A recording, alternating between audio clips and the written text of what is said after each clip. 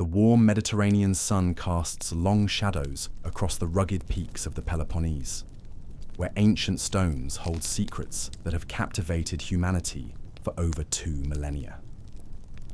Here, nestled between protective mountain ranges and fertile valleys, lies the birthplace of history's most legendary warriors. A place where ordinary men were forged into something extraordinary through discipline, sacrifice, and an unwavering commitment to excellence that would echo through the ages. Tonight, we're stepping away from the familiar tales of kings and conquests, away from Hollywood spectacle and dramatic flourishes, to discover the real story behind the warriors who became a legend.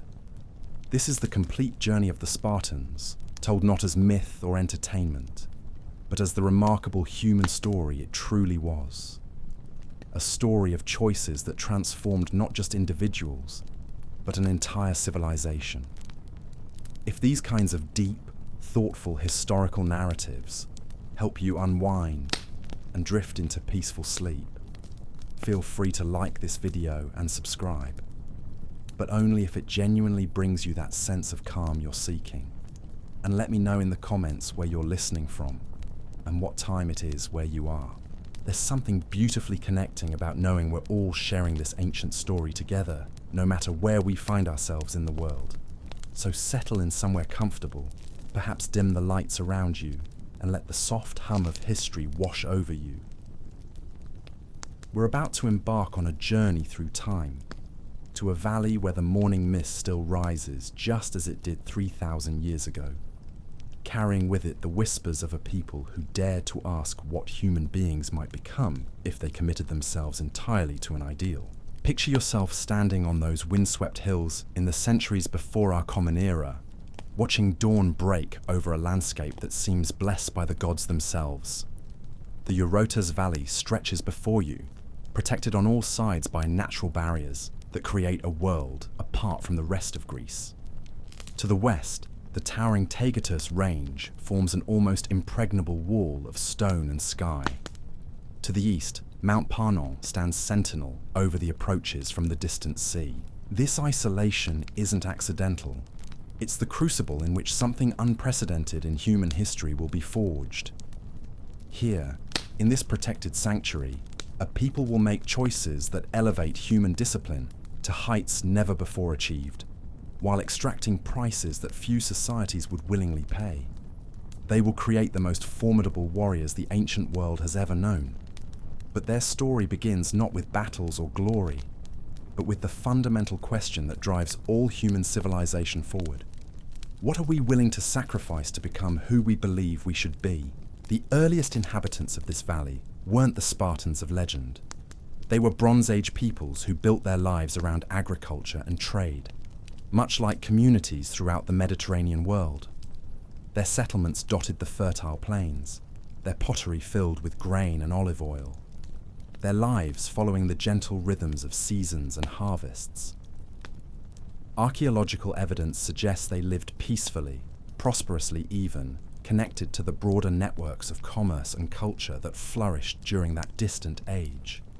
But civilizations rise and fall like tides, and the Bronze Age collapse that swept across the eastern Mediterranean around 1200 BCE brought devastation to these peaceful communities. Palace centers crumbled, trade networks severed, and populations scattered.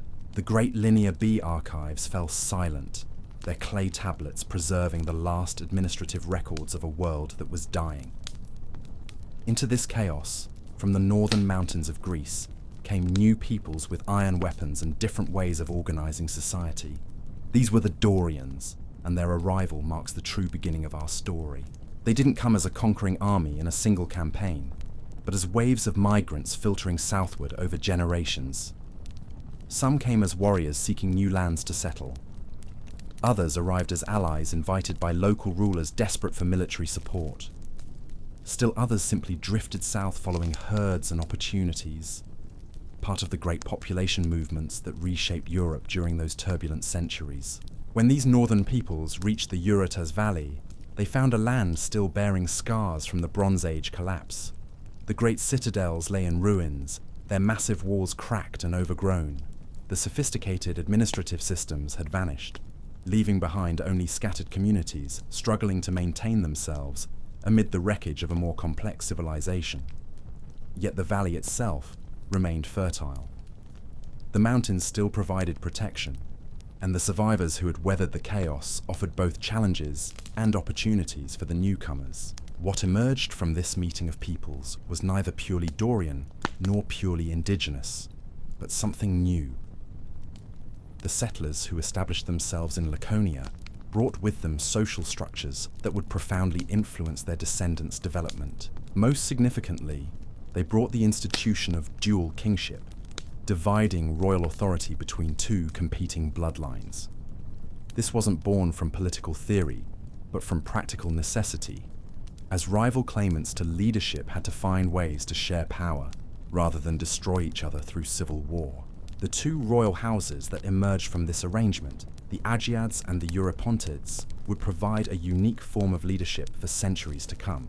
Their competing claims to legitimacy created a balance of power that prevented either line from achieving absolute dominance, while their rivalry ensured that neither could become complacent in their authority. This division of sovereignty, perhaps accidental in its origins, became one of the defining characteristics that would set Spartan society apart from every other Greek community. But political arrangements alone don't create legends.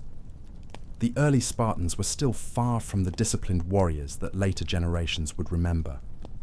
They were farmers and herders, craftsmen and traders, living in a world where survival depended more on successful harvests than successful battles.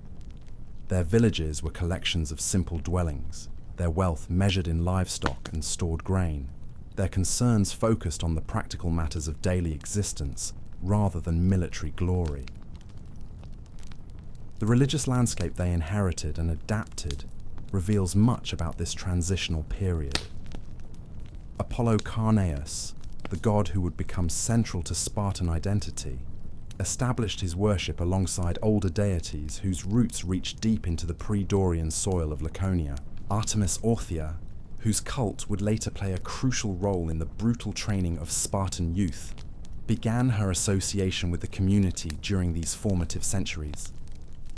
These religious traditions created sacred calendars that regulated not just worship, but the entire rhythm of community life, determining when armies could march, when crops should be planted, and when young people could marry.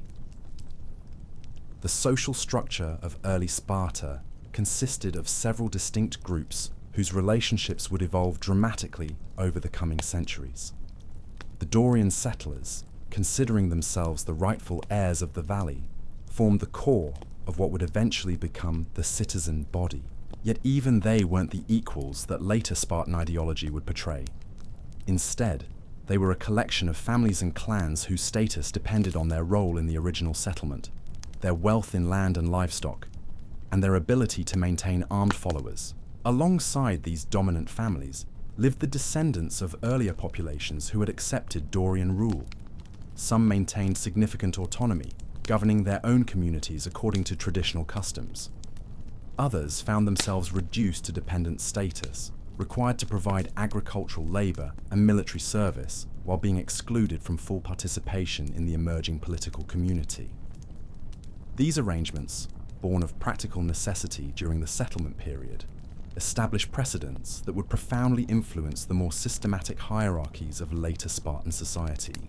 The economic foundation of this early community rested primarily on agriculture and animal husbandry. The fertile soils of the Eurotas supported growing populations of grain and vegetables, while the mountain pastures provided grazing for the sheep and goats that supplied much of the community's protein, wool, and leather. Craft production remained limited, focused on essential tools and pottery rather than luxury goods. Trade connections existed, but were far more restricted than the extensive networks that had flourished during the Bronze Age. Military organization during this period reflected the transitional nature of early Spartan society. The kings led warrior bands composed of their personal followers and allied families, employing tactics that combined northern traditions with innovations developed through local experience. These forces proved effective in establishing control over the immediate vicinity of their settlements and gradually extending Spartan influence throughout the central Eurotas Valley and into the surrounding hill country. Yet these early military successes were relatively modest affairs against scattered opponents, lacking the systematic character that would mark later periods. As the 8th century progressed, population growth began to create pressures that would drive fundamental changes in Spartan society.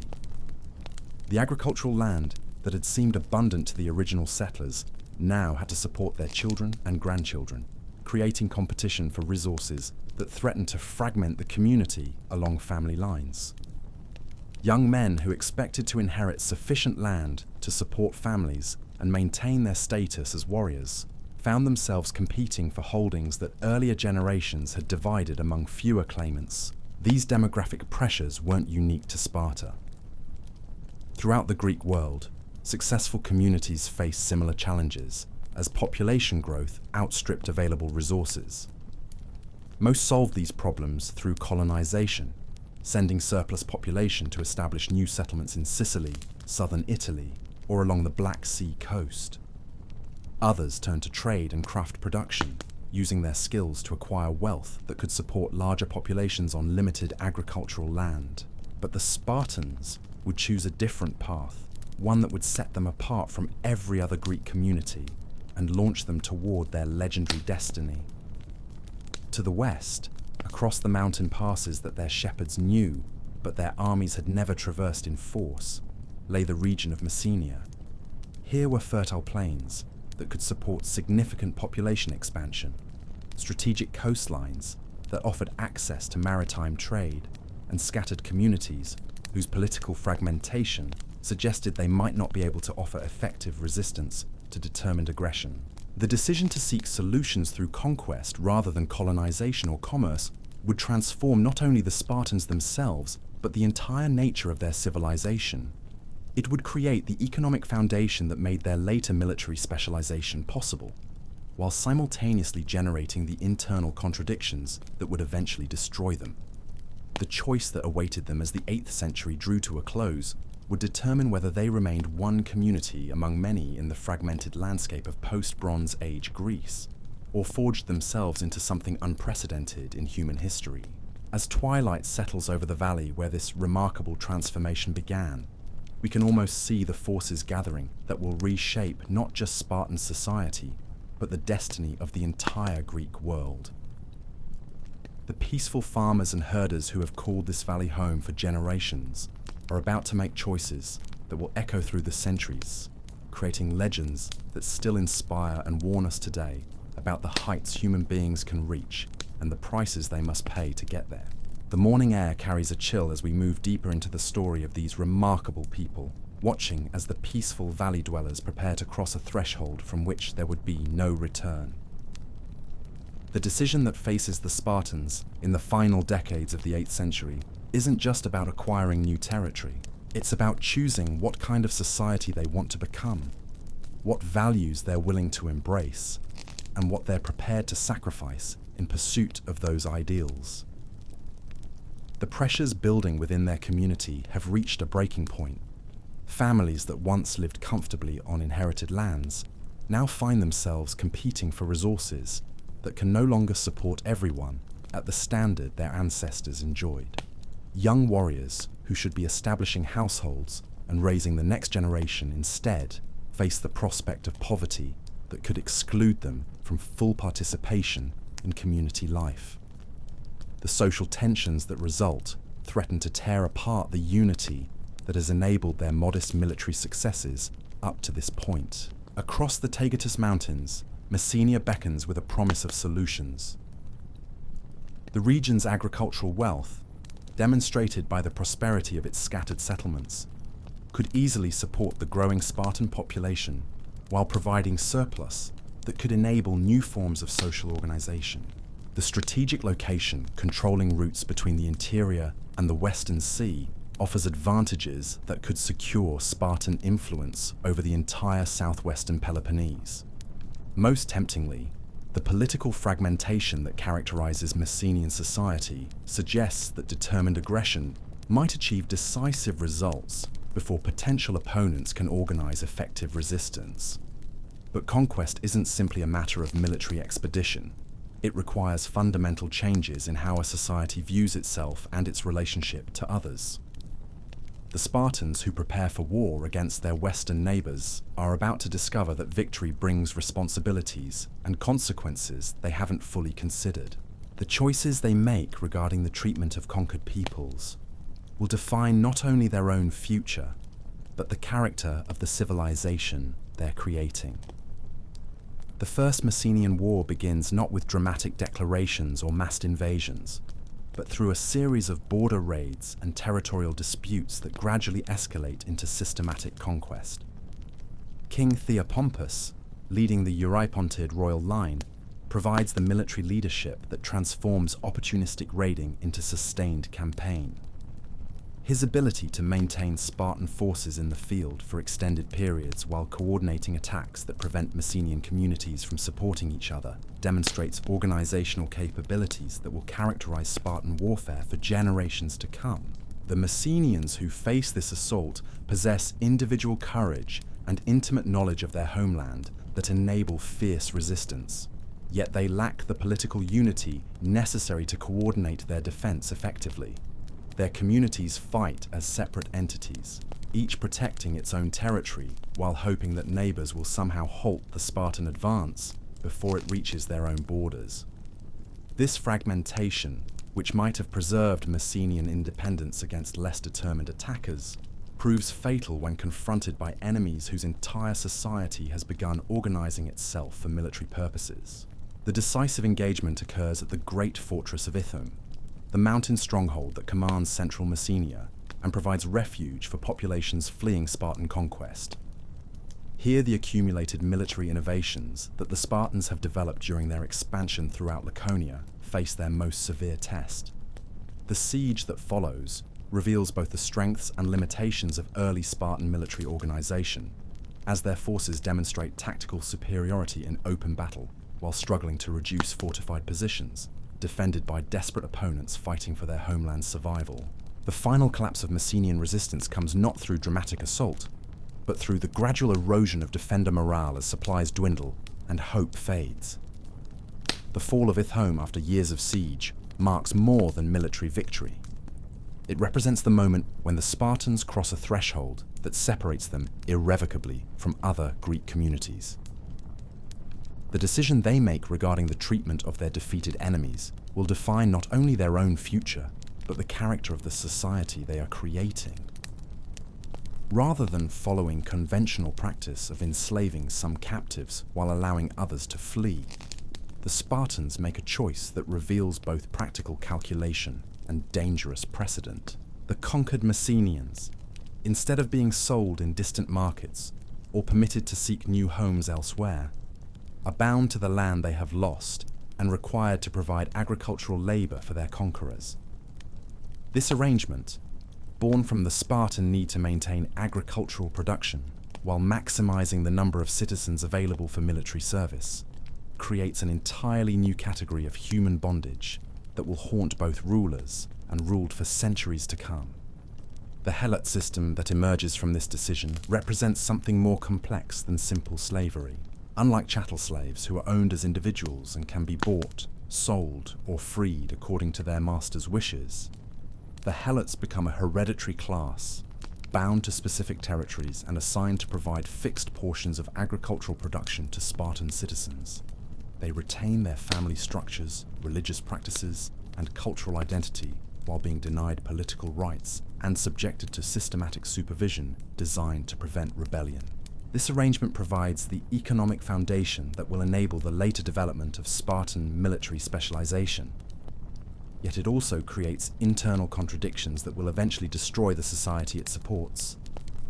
The Spartans have solved their immediate problems of population pressure and resource scarcity, but in doing so, they have created a permanent class of enemies living within their borders. People who will never forget their former independence and will never cease looking for opportunities to reclaim it. The poetry of Tyrtaeus, composed during and after these campaigns, reveals the psychological transformation that accompanies Spartan military success. His verses, preserved by later generations as expressions of the highest martial ideals, demonstrate how conquest changes not only external circumstances, but internal values and self-perception. The themes that dominate his work reflect a society that has discovered its defining purpose through the experience of systematic warfare. Yet they also reveal the tensions that success generates within Spartan society. The wealth flowing from Messenian conquest enables some Spartans to live more luxuriously than their ancestors, creating inequalities that threaten the solidarity essential for continued military effectiveness. The constant vigilance required to maintain control over a hostile Helot population consumes resources and attention that might otherwise be devoted to broader cultural and economic development. Most dangerously, the success achieved through military specialization begins to create expectations that such specialization should be extended and refined rather than balanced with other forms of human development. The Second Messenian War erupts from Helot desperation rather than Spartan ambition, as the enslaved population finally attempts to break chains that 2 generations of bondage have only strengthened. The revolt that begins around 685 BCE demonstrates both the resilience of Messenian identity and the fundamental instability of the system the Spartans have created. Under the leadership of Aristomenes, a figure whose historical reality blends with legendary embellishment in later sources, the Helots transform from agricultural laborers into guerrilla fighters capable of threatening Spartan control throughout the Western territories. Aristomenes represents everything the Spartans fear most about their Helot population: intelligence, charisma, and intimate knowledge of Spartan weaknesses, combined with absolute commitment to ending their domination. His ability to organize sustained resistance, coordinate attacks that exploit Spartan vulnerabilities, and maintain Helot morale despite repeated defeats, reveals the depth of resentment that systematic oppression has generated. More dangerously for the Spartans, his success in the early phases of the revolt encourages other subject populations to question whether Spartan power is as invincible as it appears. The war that follows tests Spartan society more severely than any external threat they have previously encountered. Unlike their conquest of independent Messenian communities, this conflict pits them against enemies who possess detailed knowledge of Spartan tactics, intimate familiarity with local terrain, and desperate motivation that makes them willing to accept casualties that would break conventional armies. The Helots fight not for conquest or glory, but for liberation, a cause that sustains resistance even when military logic suggests surrender. The Spartan response to this crisis reveals both their military adaptability and the psychological pressures that constant warfare generates. Their tactics evolve to address the challenges of guerrilla warfare, emphasizing mobility and local intelligence while maintaining the disciplined formations that provide their primary advantage in conventional battle. Yet the prolonged nature of the conflict, combined with its proximity to Spartan territory, creates strains within their society that threaten to undermine the unity essential for victory. The resolution of the Second Messenian War comes not through single decisive battle, but through systematic campaigns that gradually isolate rebel strongholds while offering limited concessions designed to divide the Helot population. The final suppression of organized resistance marks a turning point in Spartan development, as the community that emerges from this prolonged struggle has been transformed by the experience of nearly losing everything they had gained through earlier conquest. As the 7th century draws to a close, the Spartans find themselves masters of territories that provide the agricultural surplus necessary for military specialization. Yet they also discover that maintaining such mastery requires constant vigilance against internal enemies who outnumber them significantly. The Helot system that survives this great revolt becomes more systematic, more carefully regulated, and more central to Spartan identity than ever before. They have created the economic foundation for everything they will accomplish, but they have also ensured that they can never truly rest, never lower their guard, never permit the kind of cultural development that characterizes other Greek cities. The patterns established through conquest and the suppression of Helot rebellion create a society living perpetually on the edge of internal collapse, sustained only by military superiority that must be constantly maintained and renewed. The success of their choice during these critical decades establishes arrangements that become impossible to change, creating both the opportunities and the limitations that will define everything the Spartans achieve in the centuries ahead. The solution that emerges from these decades of conquest and crisis takes shape through the vision of a figure whose name becomes synonymous with law-giving itself.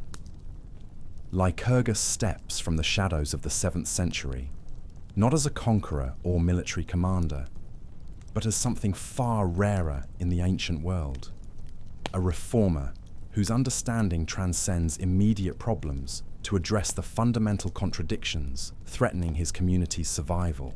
Whether Lycurgus represents a single historical individual, a composite of several reformers, or a legendary embodiment of collective transformation, matters less than the extraordinary changes attributed to his influence.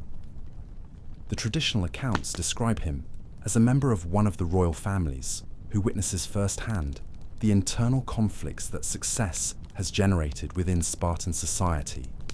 His alleged travels beyond Laconia, particularly to Crete and other regions where distinctive political arrangements have evolved, provide him with alternative models for organizing community life. Yet the solutions he eventually proposes represent more than mere imitation of external examples. They constitute a systematic attempt to eliminate the sources of conflict that threaten to tear Spartan society apart from within. The Great Retra, the constitutional document that bears Lycurgus's name and authority, establishes the institutional framework that will govern Spartan society for centuries to come. Its provisions reveal sophisticated understanding of how power can be distributed among competing groups while maintaining the unity essential for effective governance. The Retra's most revolutionary innovation lies in its systematic limitation of royal authority through the creation of institutions that can check and balance monarchical power. The Gerousia, a council of elders composed of men over 60 years of age, receives authority to deliberate on major policy questions before they are presented to the citizen assembly. This body, combining representatives from both royal families with elected members, chosen for their wisdom and experience, ensures that important decisions reflect not merely royal preference, but broader community judgment. Even more innovative is the creation of the Ephorate, an institution that provides annual oversight of royal activities while serving as advocates for citizen interests against potential royal abuse. The 5 ephors, elected annually by the citizen assembly, possess authority to monitor royal behavior, prosecute violations of traditional law, and even arrest kings who exceed their constitutional powers. This system creates accountability mechanisms unprecedented in the monarchical societies of the ancient world, establishing precedents that will influence Greek political development for generations. Yet the Retra's political innovations represent only one aspect of the comprehensive transformation that tradition attributes to Lycurgan reform. The economic arrangements that the new constitution establishes prove equally revolutionary, addressing directly the inequalities that threaten to destroy citizen unity. The land redistribution that accompanies constitutional reform redistributes Spartan territory among citizens in equal portions, creating the material foundation for the political equality that the new institutions require. This redistribution affects not only Spartan citizens, but the Helot populations whose labor makes the system possible. Each citizen receives an allocation of land sufficient to support his family, while providing the leisure necessary for military training and political participation. The Helots, assigned to work these properties, are required to deliver fixed portions of their agricultural production to their Spartan masters. creating economic relationships that free citizens from direct involvement in productive labor while ensuring adequate support for their specialized military role. The creation of the kleros system, as these equal land allocations become known, represents more than economic reform. By eliminating the vast inequalities in wealth that have been developing among citizens, the redistribution removes major sources of internal conflict while creating shared interests that strengthen community unity. Citizens who possess similar economic resources have similar stakes in maintaining the system that protects their property and privileges, reducing the likelihood of factional conflicts that might weaken military effectiveness. The educational reforms that accompany these political and economic changes lay the foundation for the systematic training that will become one of Sparta's most distinctive characteristics. While the detailed development of the agoge system belongs to later periods, the principles established during the Lycurgan era create the framework within which that system will evolve. The emphasis on communal rather than individual excellence, the subordination of family loyalty to state allegiance, the systematic cultivation of martial virtues at the expense of other cultural values. All these themes emerge during this crucial period of constitutional development. The transformation of Spartan social life extends beyond formal institutions to encompass the daily practices that shape citizen character and community identity. The establishment of the syssitia, the communal dining arrangements that require citizens to share meals rather than eating in private households, creates bonds of fellowship while demonstrating commitment to equality and mutual dependence.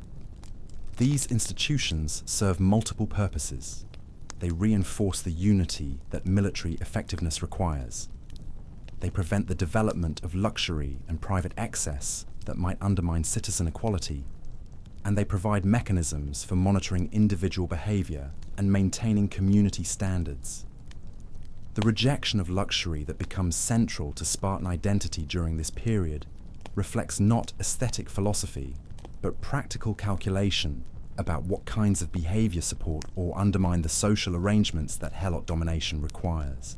The prohibition of gold and silver currency, the limitations on private construction and decoration, the restrictions on foreign travel and trade, all these measures serve to maintain the internal unity and external distinctiveness that their precarious position demands.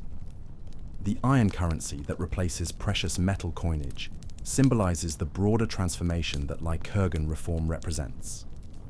This cumbersome medium of exchange, unsuitable for international commerce and too bulky for accumulating personal wealth, ensures that Spartan citizens cannot easily engage in the kinds of economic activities that might create new forms of inequality or external dependence. The isolation that this system creates is not accidental, but deliberate, designed to preserve the internal arrangements that military specialization requires. The religious dimensions of the Lycurgan transformation prove equally important in establishing the ideological foundation for the new order. The reforms receive divine sanction through consultation with the Delphic oracle, whose approval provides legitimacy that transcends human authority. Apollo's endorsement of the constitutional changes creates sacred obligations that bind future generations to maintain institutions that might otherwise be modified or abandoned when circumstances change. The oath that tradition associates with Lycurgus's departure from Sparta reveals the psychological foundation upon which the entire system rests. According to the traditional account, the lawgiver requires all citizens to swear that they will maintain his institutions unchanged until his return from a journey to consult the oracle. His subsequent decision never to return, effectively binding the Spartans to preserve his arrangements permanently, demonstrates the kind of absolute commitment that the system requires from all participants. This story, whether historically accurate or legendary embellishment, captures an essential truth about the society that emerges from the Lycurgan transformation. The arrangements established during this period are not presented as temporary expedients or experimental innovations, but as permanent solutions that reflect eternal principles of justice and effectiveness. The citizens who accept these institutions commit themselves and their descendants to maintaining them, regardless of changing circumstances or alternative possibilities that may subsequently emerge. The success of the Lycurgan system in addressing the immediate crisis that had threatened Spartan society becomes apparent through the stability and military effectiveness that characterized the following centuries. The internal conflicts that had seemed likely to destroy citizen unity disappear as a quality of condition creates shared interests among all participants in the system. The military specialization that the economic arrangements make possible produces tactical innovations and strategic capabilities that enable Sparta to dominate the Peloponnese, while maintaining internal security against Helot rebellion. Yet the very success of these arrangements creates new problems that will challenge future generations. The isolation that preserves internal unity also limits Spartan access to external developments in military technology, political organization, and cultural achievement. The equality that eliminates factional conflict also prevents the kind of individual excellence and innovation that drive progress in other societies. Most fundamentally, the system's dependence on Helot labor creates permanent vulnerabilities that no amount of military superiority can entirely eliminate. As the 6th century dawns over this transformed society, the constitutional framework established during the crucial 7th century provides the legal and political foundation for everything the Spartans will achieve. Yet laws and institutions alone cannot create the kinds of human beings that such a system requires.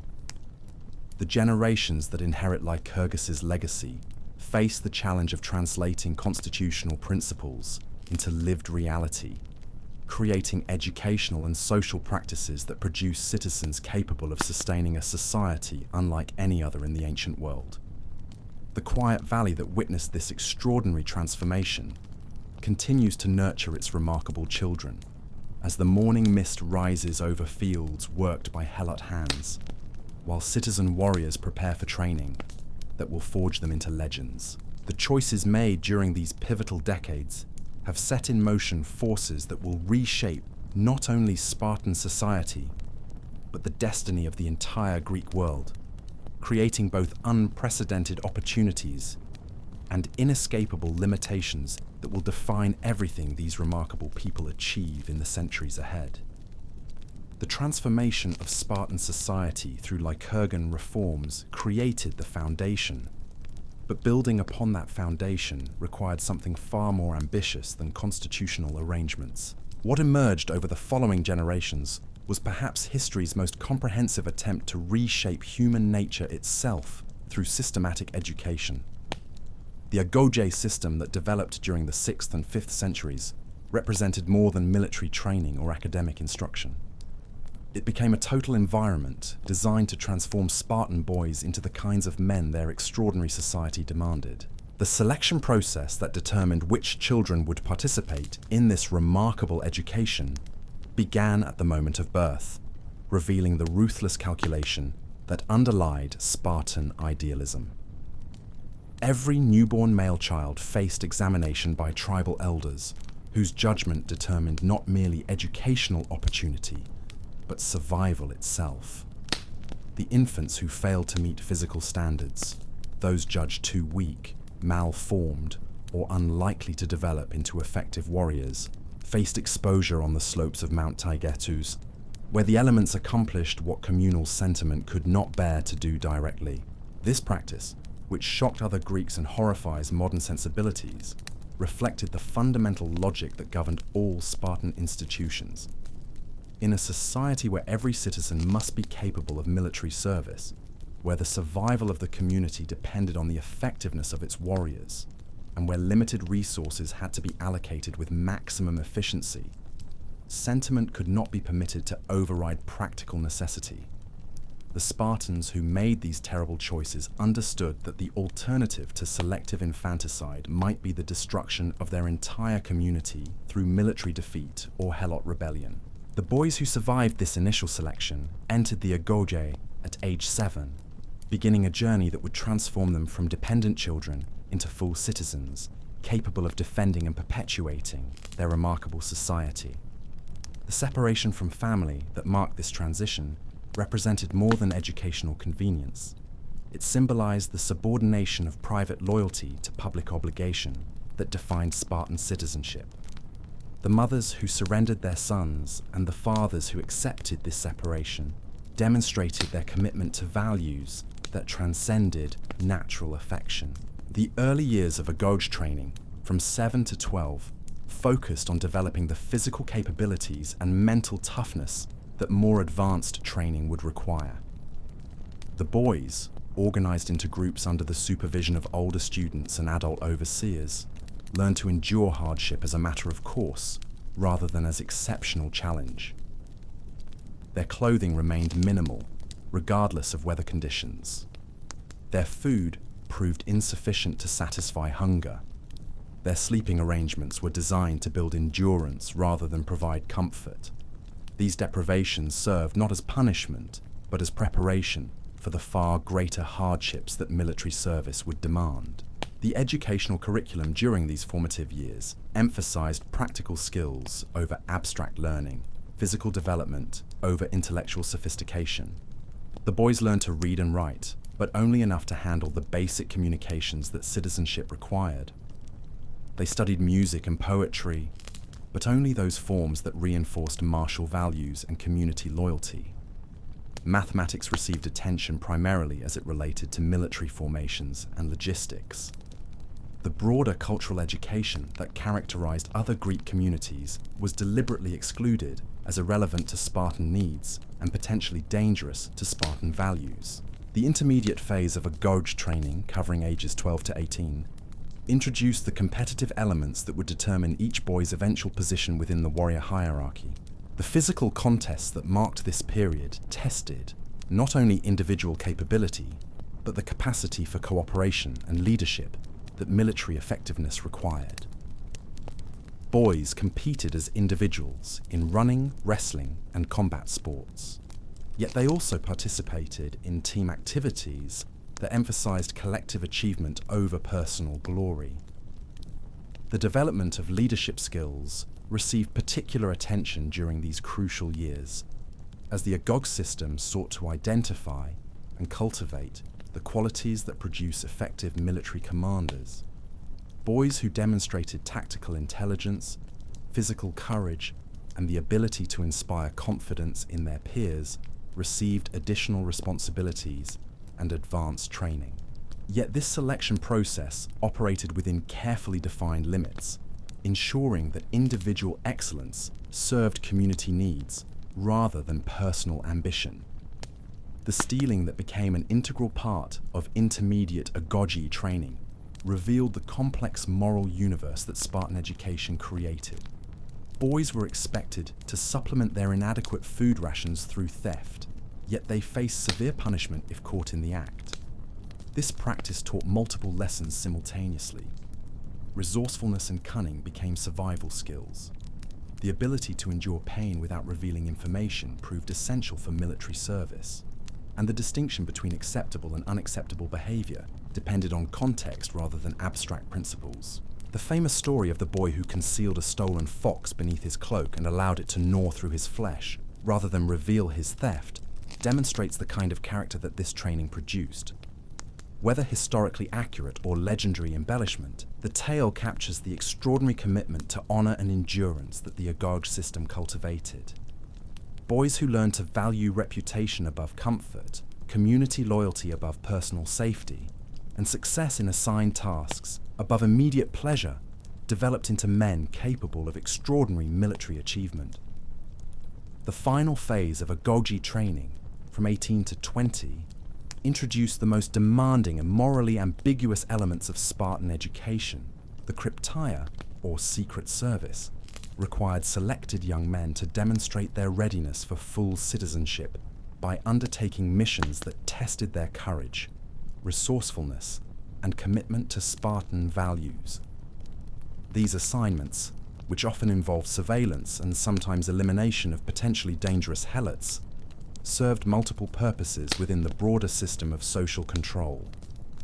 The cryptia functioned as both advanced military training and systematic terrorism, teaching future warriors how to operate independently while demonstrating to the Helot population that Spartan surveillance extended everywhere and that resistance carried deadly consequences. The young men who participated in these operations learned to kill without hesitation, to gather intelligence through patient observation, and to maintain absolute secrecy about their activities. These skills proved essential for the kind of warfare that Sparta's unique position required. Yet they also demonstrated the moral costs that military specialization demanded. The graduation ceremony that marked completion of agoge training represented one of the most significant moments in any Spartan's life. The young men who had survived 20 years of systematic hardship and proven their worthiness through countless tests finally received recognition as full citizens, entitled to participate in the political life of their community and eligible for the economic support that citizenship provided. Yet this achievement brought not relaxation but new responsibilities, as adult citizens must maintain their military effectiveness while contributing to the education of the next generation. The role of Spartan women in this educational system revealed another distinctive aspect of their society's approach to human development.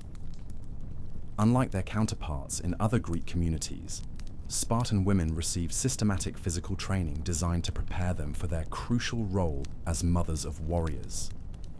They participated in athletic competitions, learned music and dance, and developed the intellectual capabilities necessary to manage household affairs while their husbands served in military campaigns. The marriage customs that governed the transition from agoge completion to full adult responsibility reflected the systematic subordination of private desire to public necessity that characterized all Spartan institutions. Young men did not choose wives based on personal attraction or romantic attachment, but rather accepted assignments that served the community's interest in producing the next generation of citizens. The elaborate rituals that surrounded these arrangements emphasized procreation and genetic quality over emotional satisfaction or individual preference. The syssitia, the communal dining arrangements that bound adult citizens together through shared meals and mutual obligation, extended the educational principles of the agoge into civilian life. The men who gathered for these daily meals maintained the bonds of fellowship and mutual dependence that military service required, while continuing the process of character formation that began in childhood. The conversations that occurred during these gatherings, the sharing of food and wine according to established customs, and the collective decision-making about membership and conduct, all served to reinforce the values and relationships that Spartan society needed. The economic arrangements that supported this comprehensive educational system revealed the sophisticated calculation that underlay Spartan social organization. The Helot labor that provided agricultural surplus made possible the extended period of non-productive education that citizen children received. The equal land allocations that supported citizen families eliminated economic pressures that might interfere with educational requirements. The prohibition of commercial activities prevented the development of alternative sources of wealth that might create competing values or divided loyalties. Standing amid the ruins where these training grounds once echoed with the voices of young warriors, one cannot help but marvel at the systematic thoroughness of what the Spartans achieved. They created human beings whose capabilities seemed almost superhuman to their contemporaries. Physical endurance that enabled them to march and fight under conditions that would incapacitate ordinary men. Moral courage that allowed them to face death without flinching. And social cohesion that created tactical advantages no amount of individual skill could match. Yet this transformation came at costs that extended far beyond the obvious sacrifices of comfort and individual freedom. The systematic elimination of traits that did not serve military purposes created citizens who were magnificent warriors, but limited human beings. The subordination of family loyalty to state allegiance weakened the emotional bonds that provide meaning and motivation for most people. The rejection of cultural activities that did not directly support martial values impoverished intellectual and artistic life in ways that became apparent only when compared to the achievements of other Greek communities. The mothers who raised daughters according to Spartan principles, preparing them to surrender their sons to the agoge system and accept the possibility that those sons might die in battle, demonstrated a form of heroism that rarely receives the recognition it deserves. These women, who combined physical strength with emotional resilience, administrative capability with uncompromising loyalty to community values, represented one of the most remarkable achievements of Spartan social engineering. As the completed agoge system reached its mature form during the height of Spartan power in the 6th and 5th centuries, it represented perhaps the most successful attempt in human history to create a society whose every institution served a single, clearly defined purpose. The citizens who emerged from this comprehensive education possessed not only military skills, but the character traits necessary to maintain the system that produced them. Discipline that made training a pleasure rather than a burden. Loyalty that made personal sacrifice seem natural rather than heroic. And wisdom that recognized the connection between individual excellence and community survival. The sun rises over a society that has achieved something unprecedented in human experience: the systematic production of warriors whose capabilities transcend ordinary human limitations, while remaining fully integrated into a political community that serves their highest aspirations. The young men who complete their agoge training and assume their places as full citizens inherit not merely privileges and responsibilities, but participation in one of history's most extraordinary experiments in human excellence. Yet even as these remarkable warriors take their place in Spartan society, forces are gathering beyond their borders that will test everything their extraordinary education has prepared them to become. The world is changing, and soon events will unfold that will either validate the system that created them, or reveal its limitations when confronted by challenges no amount of individual excellence can overcome. The true test of what they have become awaits just beyond the horizon, where the greatest empire the world has ever known is preparing to discover what happens when unstoppable force meets immovable object. The warriors who emerge from this extraordinary system of education and training represent the culmination of generations of systematic human development. Yet their true capabilities remain untested by the kind of overwhelming challenge that reveals the difference between theoretical excellence and practical achievement. The agoge has produced men whose discipline, courage, and tactical skill seem to transcend ordinary human limitations. But these qualities have been demonstrated only in regional conflicts against opponents who share similar cultural backgrounds and military traditions. The test that will either validate or expose the limitations of Spartan military supremacy approaches from the east, where forces are gathering that dwarf anything the Greek world has previously encountered. The crisis begins not with direct threat to Spartan territory, but with events unfolding across the Aegean Sea, where Greek cities that had fallen under Persian dominance attempt to reclaim their independence through coordinated rebellion. The Ionian Revolt, erupting in 499 BCE under the leadership of Aristagoras of Miletus, represents the first major challenge to Persian expansion westward since Cyrus the Great had established the empire that now stretches from India to Egypt. The rebels who dare to defy the great king's authority understand that their success depends on securing support from the powerful city-states of mainland Greece, yet their appeals for assistance reveal fundamental divisions within the Greek world about how to respond to Persian power. The Spartan response to these desperate pleas for aid demonstrates both the strategic wisdom and moral limitations that characterize their approach to international relations. King Cleomenes, after listening to Aristagoras' arguments for intervention, famously rejects the proposal upon learning that the Persian capital of Susa lies 3 months' march from the Aegean coast. This decision reflects not cowardice, but calculation, as the Spartans recognize that their military system, designed for regional dominance and helot control, cannot sustain the kind of extended overseas campaign that effective assistance would require. The isolation that has enabled Spartan development also constrains their strategic options when faced with threats that transcend the Peloponnesian world. Their economic system, dependent on helot agricultural labor, cannot support the citizen soldiers during prolonged absence from their homeland. Their political arrangements, based on citizen participation in governance, require the physical presence of the warrior class. Most fundamentally, their social structure, built on constant vigilance against internal rebellion, makes extended external commitments potentially suicidal. Athens makes the opposite choice, committing 20 ships to support the Ionian cause, despite understanding that such intervention will likely provoke Persian retaliation against mainland Greece. This decision, driven by democratic enthusiasm and commercial interests rather than strategic calculation, achieves temporary success when Athenian forces participate in the burning of Sardis, the Persian provincial capital. Yet this victory proves Pyrrhic, as it identifies Athens as a primary enemy in Persian planning, while failing to provide the sustained support necessary for permanent Ionian independence.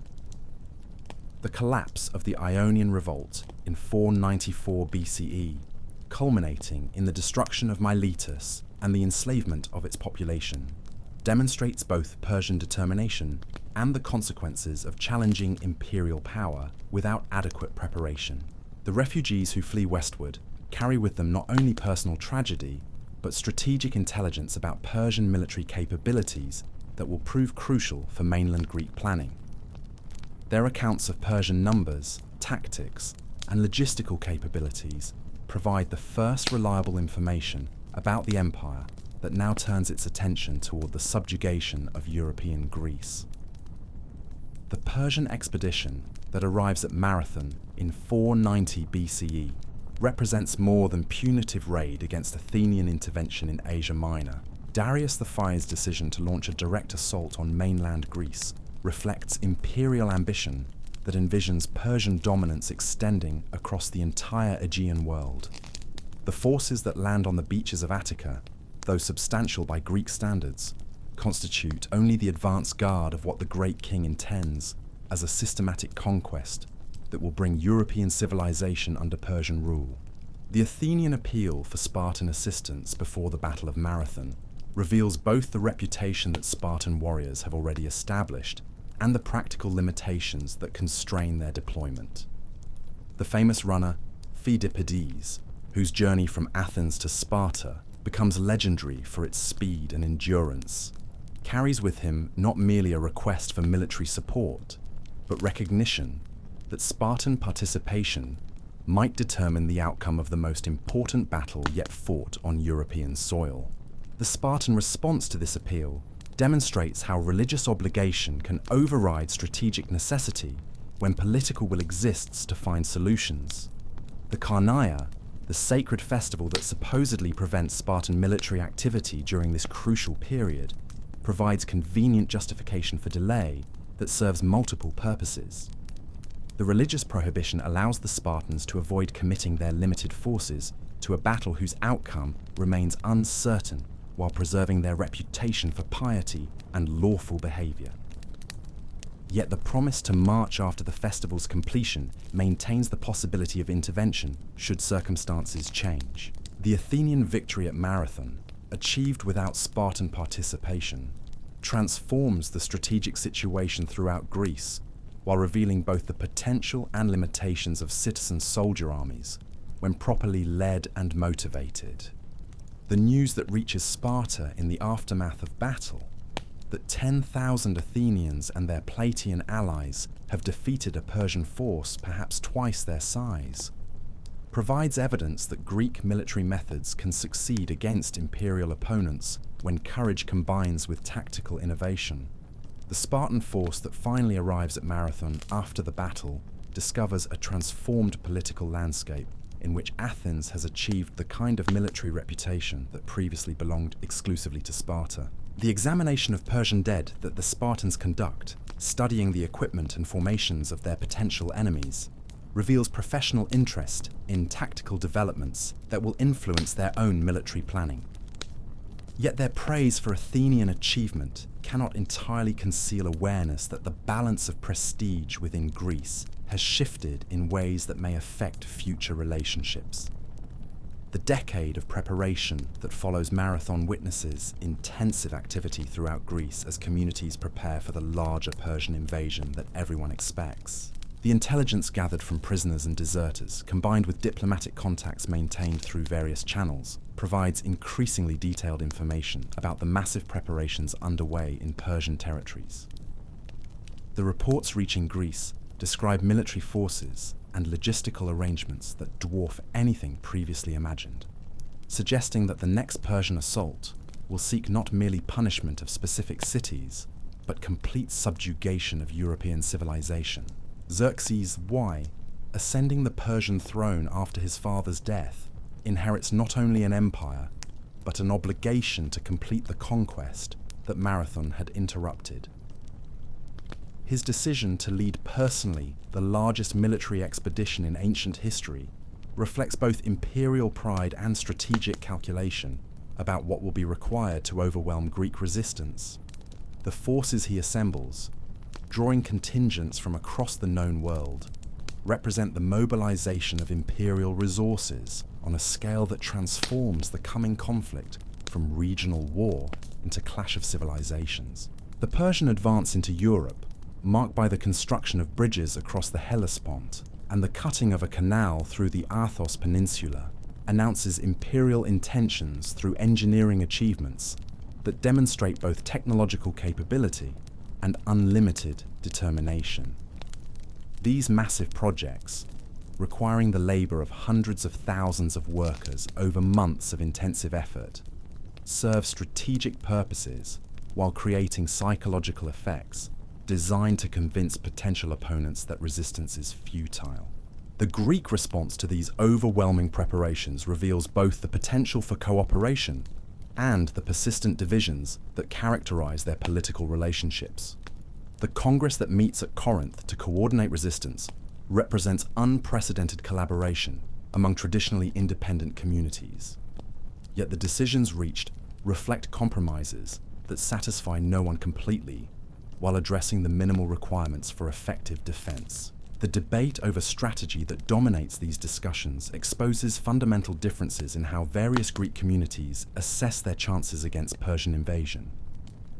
The Athenian proposal to meet the enemy at sea, exploiting Greek naval superiority in confined waters, conflicts with Spartan preference for land-based defense that capitalizes on their infantry advantages. The Theban reluctance to commit fully to resistance reflects both geographic vulnerability and calculations about the likely outcome of conflict between Greek city-states and the world's largest empire. The selection of Leonidas to command the advanced force at Thermopylae demonstrates Spartan recognition that the coming battle requires not merely military competence, but the kind of moral authority that can inspire maximum effort from troops who understand they face overwhelming odds. The Spartan king who accepts this assignment possesses not only the tactical knowledge that agoge training provides, but the philosophical understanding necessary to transform military necessity into heroic choice. The decision to defend the pass at Thermopylae, despite awareness that the position cannot be held indefinitely against determined assault, reflects strategic calculation that transcends immediate tactical considerations. The narrow terrain that channels Persian numerical superiority into frontal attacks against disciplined Greek infantry provides the best available opportunity to demonstrate that imperial forces can be defeated by smaller numbers of properly trained and motivated defenders. More importantly, the psychological impact of successful resistance, even if temporary, might inspire broader Greek cooperation while revealing Persian vulnerabilities that could be exploited in future encounters. The 300 Spartans who accompany Leonidas to this appointment with destiny represent more than military elite. They embody the culmination of everything their society has attempted to achieve through centuries of systematic human development. These men, selected not only for their physical capabilities, but for their possession of adult sons who can continue their family lines, understand that they march toward death in service of principles that transcend individual survival. The conversations that allegedly occur between Spartans and their allies during the march to Thermopylae reveal the psychological preparation that enables such extraordinary commitment. When warned that Persian arrows will darken the sky, the Spartan Dienekes reportedly responds with pleasure that they will therefore fight in the shade. This exchange, whether historically accurate or literary embellishment, captures the transformation of natural fear into anticipation of glorious achievement that represents the highest accomplishment of Spartan education. The warriors who can joke about their own deaths while marching towards certain destruction have transcended ordinary human limitations through training that has made courage not an exception, but a habit. The battle itself unfolds over 3 days of increasingly desperate combat as Persian forces attempt to break through Greek defenses that channel their numerical advantage into manageable encounters between small numbers of highly trained opponents. The initial assaults, employing standard imperial tactics that had conquered most of the known world, achieve nothing against defenders whose discipline enables them to maintain formation under pressures that would shatter ordinary troops. The commitment of the Immortals, Xerxes' elite infantry, whose reputation rivaled that of the Spartans themselves, to the second day's assault demonstrates Persian recognition that conventional forces cannot overcome the tactical advantages that Greek training and terrain provide. Yet even these picked troops, selected from throughout the empire and equipped with the finest weapons available, cannot break formations maintained by men whose entire lives have prepared them for exactly this kind of encounter. The tactical innovation that finally breaks the deadlock comes not through superior fighting, but through geographical knowledge, as a local guide leads Persian forces along mountain paths that circumvent the Greek position. The discovery that they have been outflanked forces the Greek allies to confront the choice between retreat that might preserve their forces for future battles or final stand that can serve no practical purpose beyond demonstrating their commitment to resistance. The decision by most allied contingents to withdraw while the Spartans remain to fight to the death reflects not cowardice, but realistic assessment of how limited Greek resources can best serve the broader cause of resistance. The Thespians and Thebans who choose to stay demonstrate that Spartan courage can inspire similar commitment in others, while the departing troops carry with them the responsibility of ensuring that the sacrifice achieves its intended purpose of rallying continued Greek resistance. The final assault that overwhelms the remaining defenders transforms military defeat into moral victory, as the manner of Spartan death validates everything their society has claimed about the relationship between proper education and heroic achievement. Leonidas and his men, fighting with spears until the weapons break, then with swords until the blades shatter, finally using hands and teeth against enemies who can kill them but cannot make them yield, demonstrates standards of courage that inspire admiration, even among their opponents. The Persian treatment of Leonidas's body, decapitating and crucifying the Spartan king in violation of normal practices regarding enemy commanders, reveals the psychological impact that Spartan resistance has achieved. Xerxes' order to dishonor the dead king reflects not merely anger at military delay, but recognition that the moral authority demonstrated through such extraordinary sacrifice poses threats to imperial prestige that transcend immediate tactical considerations. The year of campaigning that follows Thermopylae witnesses the gradual transformation of initial Persian advantages into strategic disadvantage, as Greek resistance inspired by Spartan example proves more resilient than imperial planners had anticipated. The destruction of Athens, while fulfilling Persian promises of retaliation, fails to break Greek morale as expected. Instead, the sight of their greatest city in flames strengthens Greek determination to continue resistance regardless of costs. The naval victory at Salamis, achieved primarily through Athenian courage and tactical innovation, demonstrates that Thermopylae's moral impact extends beyond land warfare to influence all aspects of Greek military effort. The Persian fleet that enters the straits confident of easy victory encounters enemies whose determination to fight to the death, learned from Spartan example, enables tactical achievements that superior numbers should have prevented.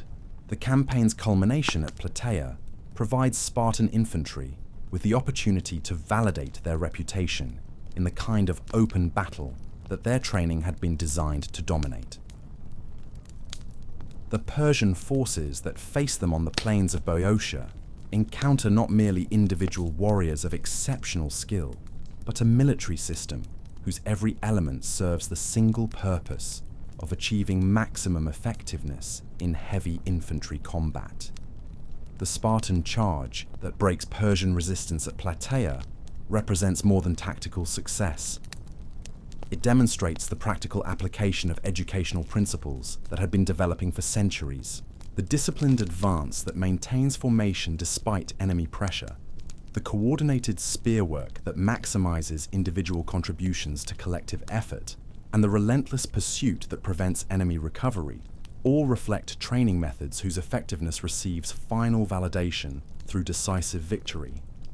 As the dust settles over the battlefield, where the greatest empire in the world has finally met its match, the Spartans who emerge victorious have proven that their extraordinary system of human development can produce results that justify even its most extreme demands. The reputation they earn during these crucial years transcends military accomplishment to encompass moral authority that will influence Greek politics for generations. The city-state that had seemed merely a regional power proves itself capable of producing warriors whose courage inspires allies while commanding respect from enemies. The example they provide transforms abstract ideals about honor and sacrifice into concrete demonstrations that such values can guide practical action even under the most extreme circumstances. The victory that Greece achieves over the Persian Empire establishes Spartan military supremacy as unquestioned fact, while creating new challenges that will test their society's capacity for adaptation and growth. The world that emerges from these conflicts offers opportunities and temptations that the isolated society of earlier centuries had never faced, requiring decisions about how to employ their enhanced reputation while maintaining the internal arrangements that made their achievements possible.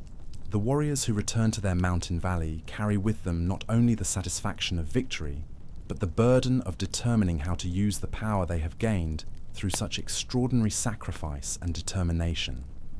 The Spartans have proven that their way of life can produce human beings capable of achievements that seem almost superhuman.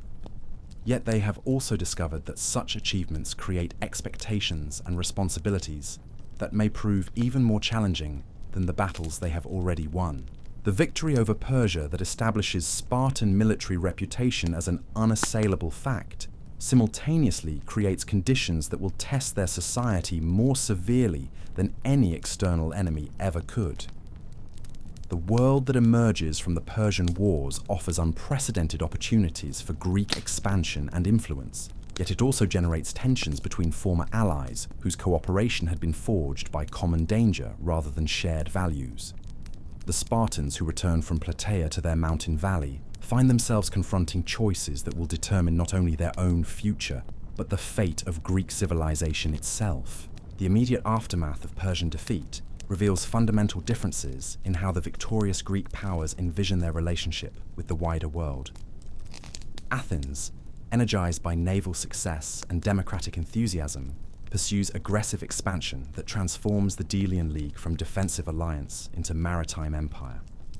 The tribute that flows into Athenian treasuries from subject cities, the colonies that extend Athenian influence across the Mediterranean, and the cultural achievements that Periclean wealth makes possible, create a civilization whose dynamism and ambition seem to offer unlimited possibilities for human achievement. Sparta, by contrast, withdraws into the isolation that had enabled their distinctive development, viewing Athenian expansion with suspicion that gradually hardens into implacable hostility. The helot system that provides the foundation for Spartan military excellence cannot support sustained overseas commitments, while the constitutional arrangements that govern their society require citizen participation that extended absence would disrupt. More fundamentally, the values that define Spartan identity, discipline, moderation, respect for traditional authority, appear increasingly threatened by Athenian innovations that challenge established patterns throughout the Greek world. The growing rivalry between these incompatible systems manifests initially through proxy conflicts, as each power seeks to expand its influence without direct confrontation. The Athenian support for democratic movements throughout Greece encounters Spartan backing for oligarchic governments that promise to maintain traditional arrangements. These interventions, justified by both sides as defensive measures necessary to protect allied interests, gradually create a bipolar system in which neutrality becomes impossible, and every local dispute risks escalating into broader conflict. The crisis that finally triggers open warfare emerges from the complex relationships surrounding Corinth, Sparta's most important ally whose commercial interests increasingly conflict with Athenian expansion. The Athenian alliance with Corcyra, a naval power whose fleet could tip the balance in any future conflict, threatens Corinthian dominance in Western waters, while providing Athens with strategic advantages that could prove decisive in extended warfare.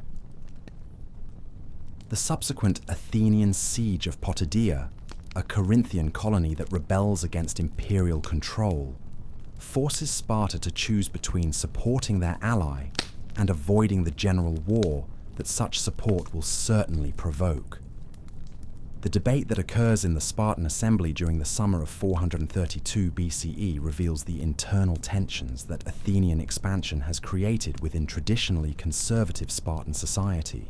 King Archidamus, whose name will become associated with the first phase of the coming conflict, argues for caution and diplomatic resolution, understanding that prolonged warfare will strain Spartan resources while offering uncertain prospects for decisive victory. His speech demonstrates sophisticated appreciation for the logistical challenges that any campaign against Athenian naval power will present. The Ephor, Sthenelaidas, speaking for those who favor immediate action, appeals to Spartan honor and traditional obligations rather than strategic calculation. His argument that delay will be interpreted as weakness throughout Greece, potentially encouraging Athenian aggression while undermining confidence in Spartan protection, reflects genuine concerns about how reputation affects power relationships in the anarchic world of interstate politics. The Assembly's vote for war, delivered not through formal debate, but through spatial division that visually demonstrates overwhelming support for confrontation, commits Sparta to a conflict whose ultimate consequences no one can foresee. The Peloponnesian War that begins in 431 BCE unfolds according to strategies that reflect each power's distinctive capabilities and limitations. The Spartan approach, based on annual invasions of Attica designed to destroy agricultural resources while forcing decisive battle, assumes that Athenian resolve will crack under economic pressure, combined with the psychological strain of watching their territory systematically devastated. This strategy, logical given Spartan military advantages and understanding of agricultural societies, fails to account for the unprecedented circumstances created by Athenian naval empire and democratic determination. The Athenian response, abandoning their countryside to concentrate population behind the long walls while using naval superiority to raid Spartan territory, represents strategic innovation that exploits their unique advantages while avoiding the kind of land battle where Spartan tactical superiority would prove decisive. Pericles' famous funeral oration, delivered after the first year's casualties, articulates the ideological foundation that enables this strategy, presenting democratic values and imperial achievements as worth any sacrifice necessary to preserve them. The plague that strikes Athens during the second year of war demonstrates how unforeseen circumstances can undermine even the most carefully planned strategies. The overcrowding that results from rural population concentrating within the city walls creates ideal conditions for epidemic disease. while the psychological impact of watching Pericles himself succumb to illness undermines confidence in the leadership that had promised certain victory. The Spartan decision to avoid Attica during the plague years reveals both humanitarian sentiment and tactical wisdom, as they recognize that nature accomplishes their strategic objectives more effectively than military force. The emergence of Cleon as Athens' dominant political figure after Pericles' death transforms the character of Athenian strategy in ways that ultimately favor Spartan interests. The more aggressive approach that Cleon advocates, seeking decisive military victory rather than gradual exhaustion of enemy resources, leads to overextensions that create opportunities for Spartan tactical advantages to influence strategic outcomes. The Athenian capture of Spartans at Sphacteria, while achieving temporary diplomatic leverage, encourages precisely the kind of aggressive overconfidence that Spartan strategy aims to provoke. The Spartan response to the Sphacteria humiliation reveals both the flexibility and limitations of their military system. The appointment of Brasidas to command operations in Thrace demonstrates their capacity for strategic innovation when circumstances require adaptation, while his success in detaching Athenian allies shows how Spartan reputation can achieve political objectives that pure military force cannot accomplish. The death of both Brasidas and Cleon during the fighting around Amphipolis removes the most aggressive leaders from both sides, creating opportunities for the moderate voices that seek negotiated settlement. The Peace of Nicias, concluded in 421 BCE after 10 years of inconclusive warfare, represents recognition by both powers that their strategies had reached stalemate rather than genuine resolution of the underlying conflicts that had caused the war. The complex territorial exchanges that the treaty mandates prove impossible to implement fully, while the fundamental rivalry between Athenian expansion and Spartan conservatism remains unaddressed. More dangerously, the peace fails to include several important allies whose continued fighting ensures that the broader conflict will resume regardless of formal agreements between the principal powers. The Athenian decision to launch the Sicilian expedition in 415 BCE represents the kind of strategic overextension that Spartan leaders had hoped their attrition strategy would eventually provoke. The forces that Alcibiades and Nicias lead westward constitute the largest military commitment in Athenian history, reflecting democratic enthusiasm for expansion that transcends rational calculation of costs and benefits. The expedition's objectives, conquering Syracuse, controlling Sicily, potentially extending operations to southern Italy and beyond, reveal ambitions that would strain any power's resources while creating new enemies throughout the Western Mediterranean. The initial Spartan response to Athenian involvement in Sicily demonstrates the strategic patience that their military culture cultivates. Rather than immediately resuming large-scale operations against Attica, they provide limited assistance to Syracuse while carefully observing how Athenian resources become committed to distant operations. The advice of Alcibiades, who defects to Sparta after being recalled to face religious charges, provides intelligence about Athenian capabilities and intentions that proves invaluable for planning future operations. The decision to establish a permanent fort at Decilia, following Alcibiades' recommendations, transforms the strategic situation more effectively than any previous Spartan initiative. The year-round pressure that this installation creates, forcing Athens to maintain constant vigilance while preventing normal agricultural activities throughout Attica, achieves the economic strangulation that seasonal invasions had failed to accomplish. The defection of thousands of Athenian slaves to this secure base further weakens enemy capabilities, while demonstrating that Spartan strategy can adapt to exploit opportunities that extended warfare creates. The catastrophic failure of the Sicilian expedition, culminating in the destruction of the entire Athenian force and the deaths of both commanding generals, provides Sparta with strategic opportunities that their traditional military methods could never have achieved. The news reaching Greece in 413 BCE reveals that Athens has lost not merely a campaign, but the core of its military capability, while the psychological impact of such complete defeat encourages widespread rebellion throughout the Athenian Empire. The final phase of the war witnesses fundamental changes in Spartan strategy as they adapt to exploit Athenian vulnerabilities that the Sicilian disaster has exposed. The decision to seek Persian financial support, while compromising the Greek independence that the Persian wars had established, reflects realistic assessment that Athenian naval power cannot be overcome without resources that Sparta alone cannot provide. The acceptance of Persian demands regarding Ionian Greek cities demonstrates how strategic necessity can override ideological consistency when survival and victory require such choices. Lysander's emergence as the architect of final Spartan victory represents both the potential and dangers of individual excellence within their collective system.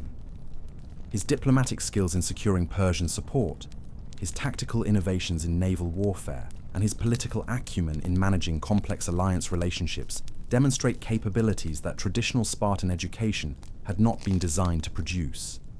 Yet his personal ambitions and authoritarian methods also reveal how success can undermine the institutional constraints that maintain internal balance. The naval campaigns that Lysander conducts in the Eastern Aegean demonstrate how Spartan military virtues can achieve success in unfamiliar environments. When properly adapted and adequately supported, the victory at Notium, followed by the more decisive triumph at Agoge, establishes Spartan naval supremacy for the first time in their history, while destroying the maritime foundation of Athenian power. The capture of virtually the entire Athenian fleet, achieved through tactical surprise that exploits enemy overconfidence, represents one of the most complete naval victories in ancient warfare. The siege of Athens that follows Agoge reduces the proud democracy to desperate straits, as starvation forces consideration of surrender terms that would have seemed unthinkable during the confident years of Periclean leadership. The debate within Spartan councils about how to treat their defeated enemies reveals tensions between traditional moderation and the harsh realities that total victory creates. The decision to spare Athens from destruction while dismantling the empire and installing oligarchic government reflects both magnanimity and calculation about how to manage post-war relationships. The symbolic destruction of the long walls that had enabled Athenian resistance, accomplished to musical accompaniment that celebrates the restoration of Greek freedom, marks the end of an era in which competing visions of civilization had contended for supremacy. The Spartans who oversee this ceremony can justly claim that their traditional values and military excellence have triumphed over the democratic innovations and imperial ambitions that had threatened to transform the Greek world beyond recognition.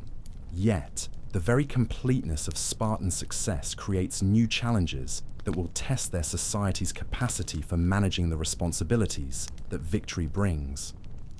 The position of supremacy that they have achieved throughout the Greek world offers opportunities for expansion and influence that their traditional institutions were never designed to handle. The temptations that accompany total victory over their greatest rivals may prove more dangerous to Spartan society than any military defeat could have been.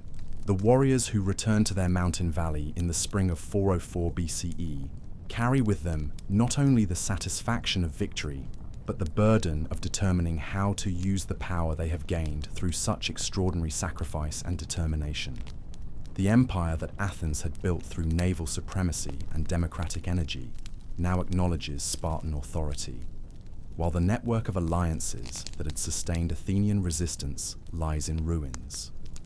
The Greek world has never known such concentrated power in the hands of a single city-state, yet this unprecedented success brings with it challenges that no amount of agoge training could have anticipated. The installation of oligarchic governments throughout the former Athenian Empire represents the first great test of how Spartan values will adapt to the realities of imperial administration. These puppet regimes, composed of local aristocrats sympathetic to Spartan political principles, reflect a logical extension of the ideological consistency that had motivated Spartan resistance to Athenian democracy. Yet the reign of terror that follows in many cities demonstrates how quickly the pursuit of political objectives can deteriorate into personal vengeance and systematic oppression that violates even Spartan standards of honorable conduct. The transformation of former democratic leaders into murderous tyrants reveals the corrupting influence that unlimited power exercises over human character. The executions that eliminate political opponents, the confiscations that enrich oligarchic supporters, and the climate of fear that paralyzes ordinary citizens create conditions that offend the Spartan sense of justice, while undermining the stability that effective governance requires. The appeals of democratic exiles for sanctuary demonstrate how Spartan actions intended to promote order and traditional values instead generate chaos and moral compromise. As you drift deeper into contemplation of this remarkable civilization, consider how the very qualities that enabled their rise to supremacy become obstacles to the administrative flexibility and cultural adaptation that imperial success demands.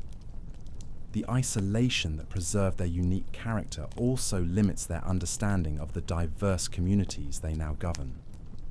The military specialization that made them invincible in battle provides little guidance for the complex negotiations and compromises that peaceful administration requires.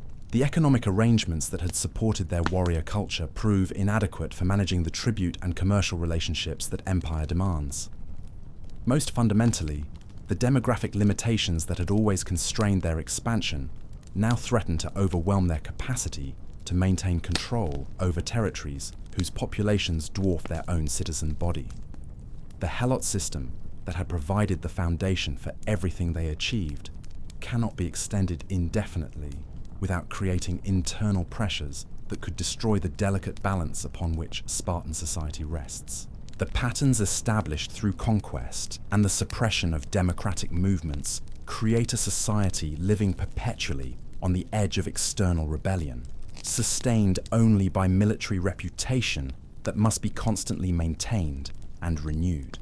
The success of their choice during these critical years establishes arrangements that become impossible to change, creating both unprecedented opportunities and inescapable limitations that will define everything the Spartans attempt in the decades ahead.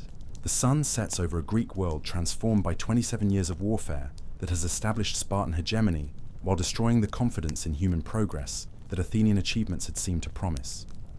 The warriors who survey this transformed landscape from their mountain strongholds understand that they have achieved something unprecedented in Greek history, yet they also sense that their greatest challenges may lie ahead rather than behind them.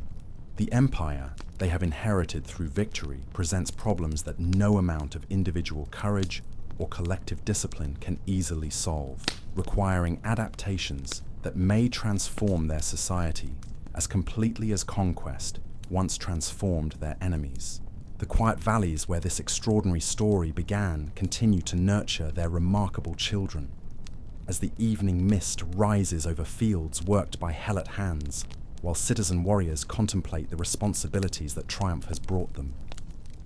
The choices made during these pivotal decades have created both unprecedented opportunities and inescapable limitations, setting the stage for challenges that will determine whether the society that achieved military perfection through systematic human development can adapt to the realities of governing an empire while preserving the essential characteristics that made their achievements possible.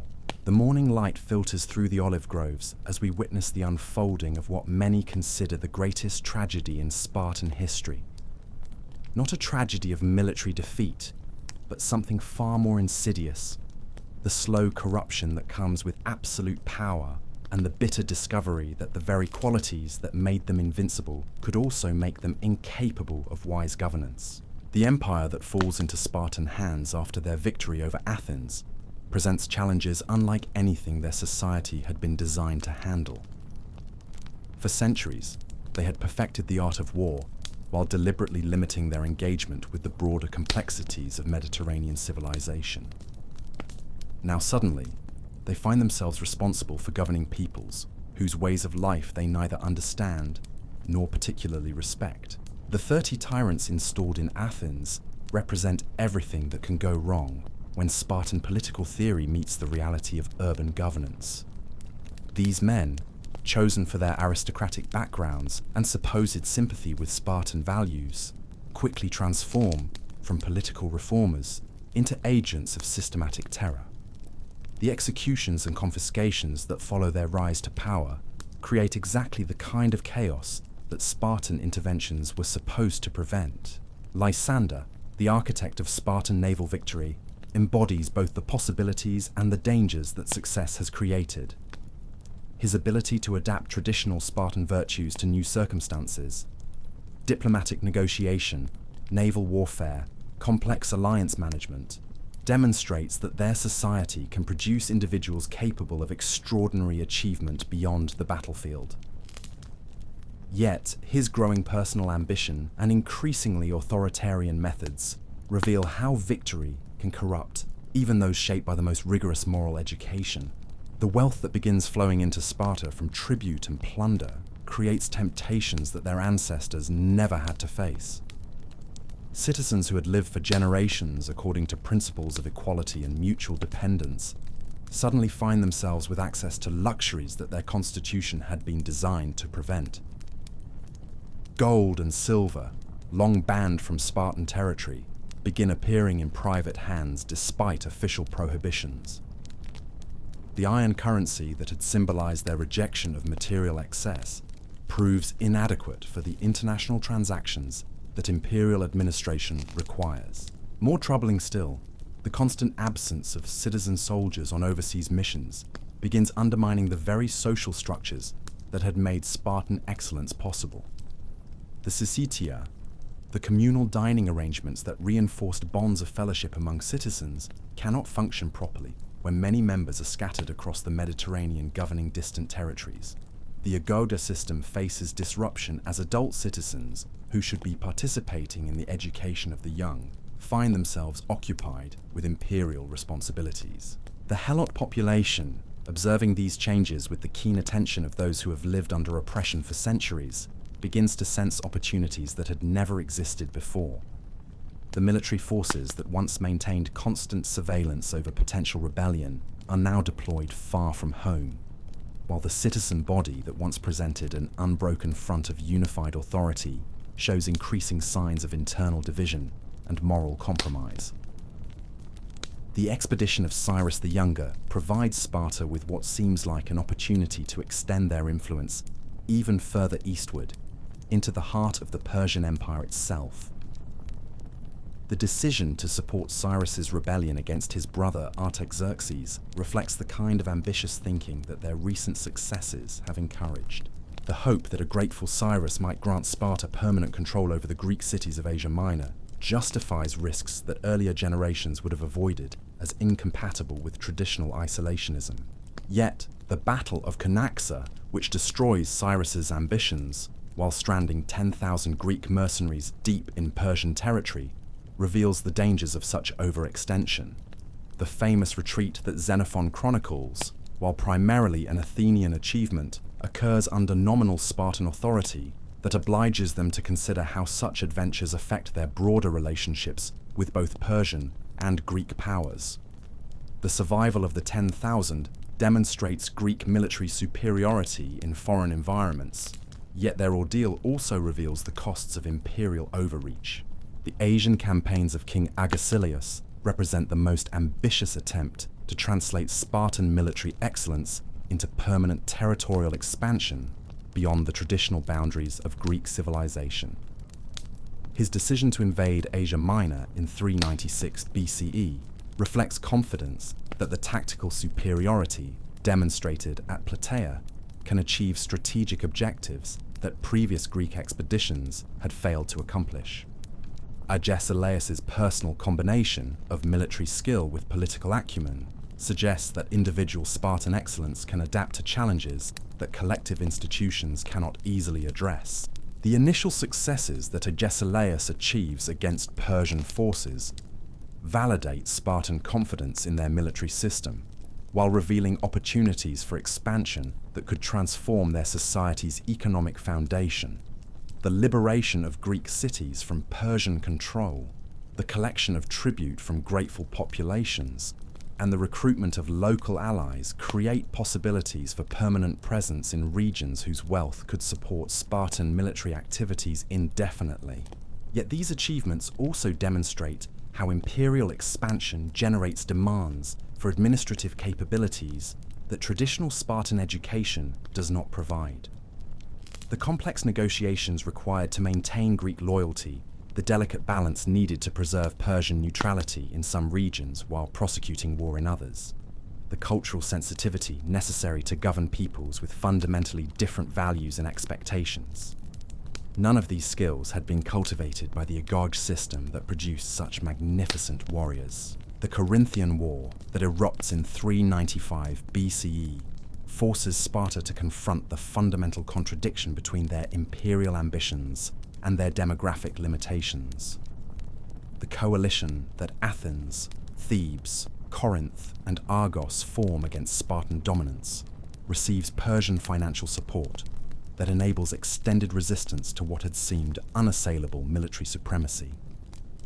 The irony that Persia now supports Greek independence against Spartan imperialism reveals how quickly international relationships can reverse when strategic calculations change. The recall of Agesilaus from his Asian victories to deal with the domestic crisis demonstrates how Spartan society's fundamental limitations constrain their imperial potential. The citizen soldiers, whose excellence enables tactical supremacy, cannot be divided indefinitely between overseas adventures and homeland defense without compromising both objectives. The Helot system that provides agricultural foundation for military specialization cannot support extended absence of the entire warrior class without risking internal rebellion that could destroy everything Spartan society has achieved. The Battle of Coronea, where Agesilaus defeats the coalition forces threatening Spartan territory, represents both military triumph and strategic failure. The tactical excellence that enables Spartan heavy infantry to overcome numerically superior enemies validates their training methods and traditional confidence. Yet the necessity of abandoning Asian conquests to defend the Peloponnese reveals that their society lacks the demographic and economic resources necessary to maintain permanent expansion beyond their traditional sphere of influence. The King's Peace of 387 BCE, imposed through Persian mediation that grants autonomy to Greek cities while confirming Persian control over Asia Minor, represents perhaps the greatest diplomatic achievement in Spartan history, while simultaneously revealing the moral compromises that imperial success requires. The treaty that Antalcidas negotiates provides Sparta with security against further coalition warfare while recognizing their hegemony over mainland Greece. Yet, the acceptance of Persian authority over Greeks, whom previous generations had died to liberate, demonstrates how the pursuit of practical advantage can override ideological consistency. The systematic dissolution of political federations that follows the King's Peace reveals how Spartan interpretation of autonomy serves their hegemonic interests, rather than genuine respect for local independence. The breaking up of the Boeotian League, the Chalcidic Confederation, and other regional associations eliminates potential centers of resistance, while creating smaller political units that individual Spartan intervention can more easily control. This policy achieves short-term security objectives while generating resentment that will ultimately strengthen opposition to Spartan dominance. The occupation of the Theban Cadmea in 382 BCE represents the most flagrant violation of Greek political norms since the Persian Wars, as Spartan forces seize control of their allies' citadel during peacetime negotiations. The decision to support an oligarchic coup through direct military intervention demonstrates how imperial responsibilities corrupt traditional Spartan respect for legal processes and diplomatic propriety. The outrage that this action provokes throughout Greece reveals that their reputation for honor and lawful behavior, carefully cultivated over centuries, can be destroyed through single acts of unprincipled aggression. The internal problems that develop within Spartan society during this period of external dominance reflect contradictions that success has created rather than resolved. The wealth that flows from tribute and plunder enables some citizens to live more luxuriously than previous generations, creating inequalities that threaten the solidarity essential for military effectiveness. The oliganthropia, the visible decline in the number of full citizens capable of military service, becomes increasingly apparent during these decades, revealing demographic trends that may ultimately prove more dangerous than any external enemy. The causes of this population decline include both the selective pressures of constant warfare and the internal contradictions of the Spartan social system. The agoge training that produces superior warriors also eliminates many potential citizens through its demanding requirements. The economic arrangements that support military specialization depend on maintaining precise ratios between citizens, perioeci, and helots that become impossible to sustain when any element of the system fails. The attempts at military revival that successive Spartan leaders undertake during the following decades demonstrate both the persistence of their traditional values and the impossibility of restoring their former position through familiar methods. Kings like Agesilaus II and Cleomenes III seek to address demographic decline through various expedients, recruiting perioeci as citizens, accepting foreign volunteers, reducing property qualifications for citizenship. Yet none of these measures can restore the social cohesion that had made Spartan excellence possible. As you settle deeper into the rhythm of this ancient story, consider how the Spartans' brief period of hegemony reveals fundamental truths about the relationship between military excellence and political success. They demonstrate that superior tactics and discipline can achieve victories that establish regional dominance, yet they also discover that maintaining such dominance requires capabilities that their specialized society cannot easily provide. The very qualities that enable their rise to supremacy, isolation, conservatism, demographic limitation, prove to be obstacles to the administrative flexibility and population growth that imperial success demands. The corruption that imperial responsibilities introduce into Spartan society extends beyond individual moral compromise to encompass institutional changes that threaten the foundations of their traditional system. The wealth that some citizens accumulate through overseas service, the political connections that develop through diplomatic activities, and the exposure to alternative value systems that imperial administration requires all contribute to pressures that could ultimately transform Spartan society beyond recognition. The emergence of Thebes as the center of resistance to Spartan hegemony demonstrates how oppression can create the very opposition that it seeks to prevent. The liberation of the Cadmea by Theban exiles trained in guerrilla warfare, followed by the systematic development of military innovations that challenge Spartan tactical supremacy, reveals that political resistance can evolve into military capability when properly organized and led. Epaminondas and Pelopidas, the Theban leaders who emerged during this period, represent a new generation of Greek military thinkers whose innovations will transform the nature of ancient warfare. The sacred band that Thebes creates during these years of resistance represents conscious adaptation of Spartan military principles to serve different political objectives.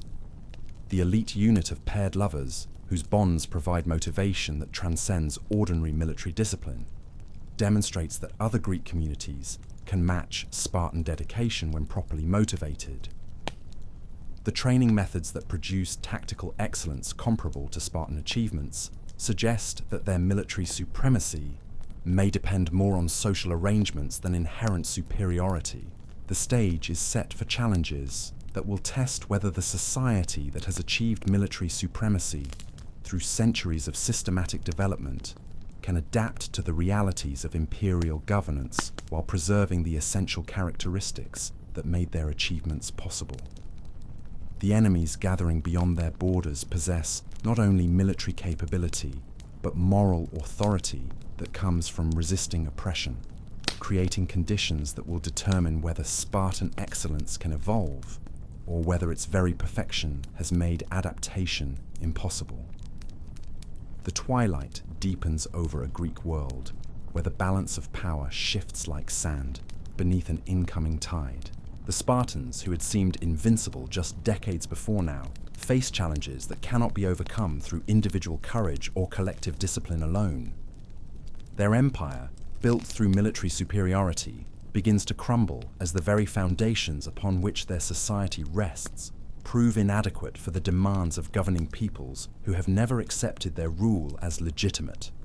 The enemies gathering beyond Spartan borders during the final years of their hegemony possess something more dangerous than superior numbers or innovative tactics.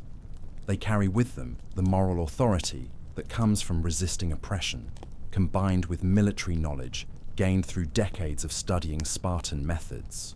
The Thebans, who prepare for the decisive confrontation that will determine the future of Greek political relationships, have learned not only how to match Spartan discipline and courage, but how to surpass them through tactical innovations that transform the fundamental nature of ancient warfare. The collision that approaches will reveal whether the society that has achieved perfection in one form of military excellence can adapt when confronted by evolution that renders their methods obsolete. The warriors who march from Sparta toward their destiny carry with them the accumulated wisdom of their military tradition, yet they also bear the limitations that perfection in one area creates. Their fate will demonstrate whether human excellence, once achieved, can continue to evolve, or whether it inevitably becomes a prison that confines those who attain it.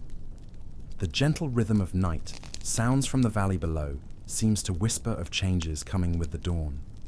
Changes that will test everything these remarkable people have built through centuries of sacrifice and determination. The story continues to unfold, carrying us deeper into the heart of what it means to pursue perfection and the prices that such pursuit demands from those brave enough to attempt it.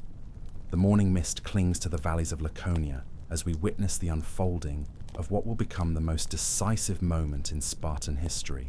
Not a single dramatic battle, but a collision between two philosophies of warfare that will determine whether centuries of systematic human development can adapt when faced with innovation that renders traditional methods obsolete. The army that marches from Sparta toward Leuctra in the summer of 371 BCE represents everything their society has achieved through 4 centuries of relentless dedication to martial excellence. These warriors, forged in the fires of the agoge system and tested through decades of successful campaigns, embody the culmination of the most comprehensive military education the ancient world has ever produced. King Cleombrotus, leading this expedition to reassert Spartan authority over rebellious Thebes, commands forces whose tactical superiority has never been successfully challenged by Greek opponents in direct confrontation. Yet the Spartans who advance across the plains of Boeotia toward their appointment with destiny carry with them not only the accumulated wisdom of their military tradition, but also the constraints that perfection creates. Their tactical formations, refined through generations of successful application, have become so standardized that innovative opponents can predict their deployment and prepare countermeasures. Their social system, designed to produce warriors of unmatched individual excellence, has created demographic limitations that restrict their ability to replace casualties sustained in extended campaigns. The Theban army that awaits them represents something unprecedented in Greek military history.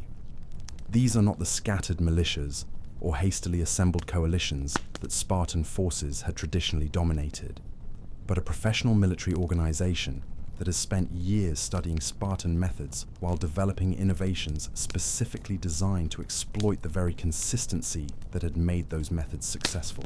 Epaminondas, the Theban commander whose tactical genius will reshape ancient warfare, understands that defeating the Spartans requires not merely matching their courage and discipline, but creating circumstances where those qualities cannot compensate for numerical and positional disadvantages. The tactical innovation that Epaminondas employs at Leuctra proves revolutionary in its simplicity and devastating in its effectiveness.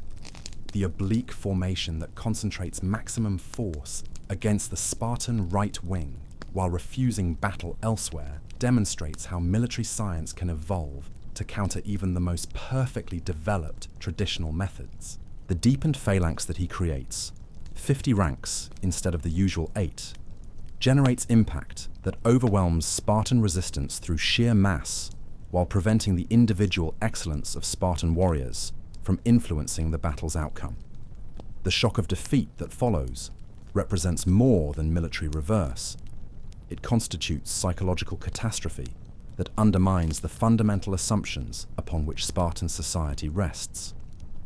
The news that King Cleombrotus has died and the Spartan phalanx has broken spreads throughout Greece with the speed of disbelief, as communities that have acknowledged Spartan supremacy for over 3 decades struggle to comprehend that the seemingly invincible warriors have finally met their match. The immediate consequences of Leuctra extend far beyond the battlefield to encompass the entire foundation of Spartan power. The Helot uprising that erupts throughout Messenia demonstrates how military defeat can trigger internal rebellion when oppressed populations recognize that their masters are not invincible. The loss of control over territories that have provided agricultural surplus for 4 centuries eliminates the economic foundation that has enabled Spartan military specialization while reducing their effective territory to the original boundaries of Laconia. The liberation of Messenia under Theban auspices represents more than territorial loss. It destroys the demographic balance that has sustained Spartan society since the original conquest. The Helots, who have provided agricultural labor while being excluded from political participation, suddenly become citizens of an independent state, while the Spartans, who have depended on their labor, face the necessity of supporting themselves through methods their education has not prepared them to employ.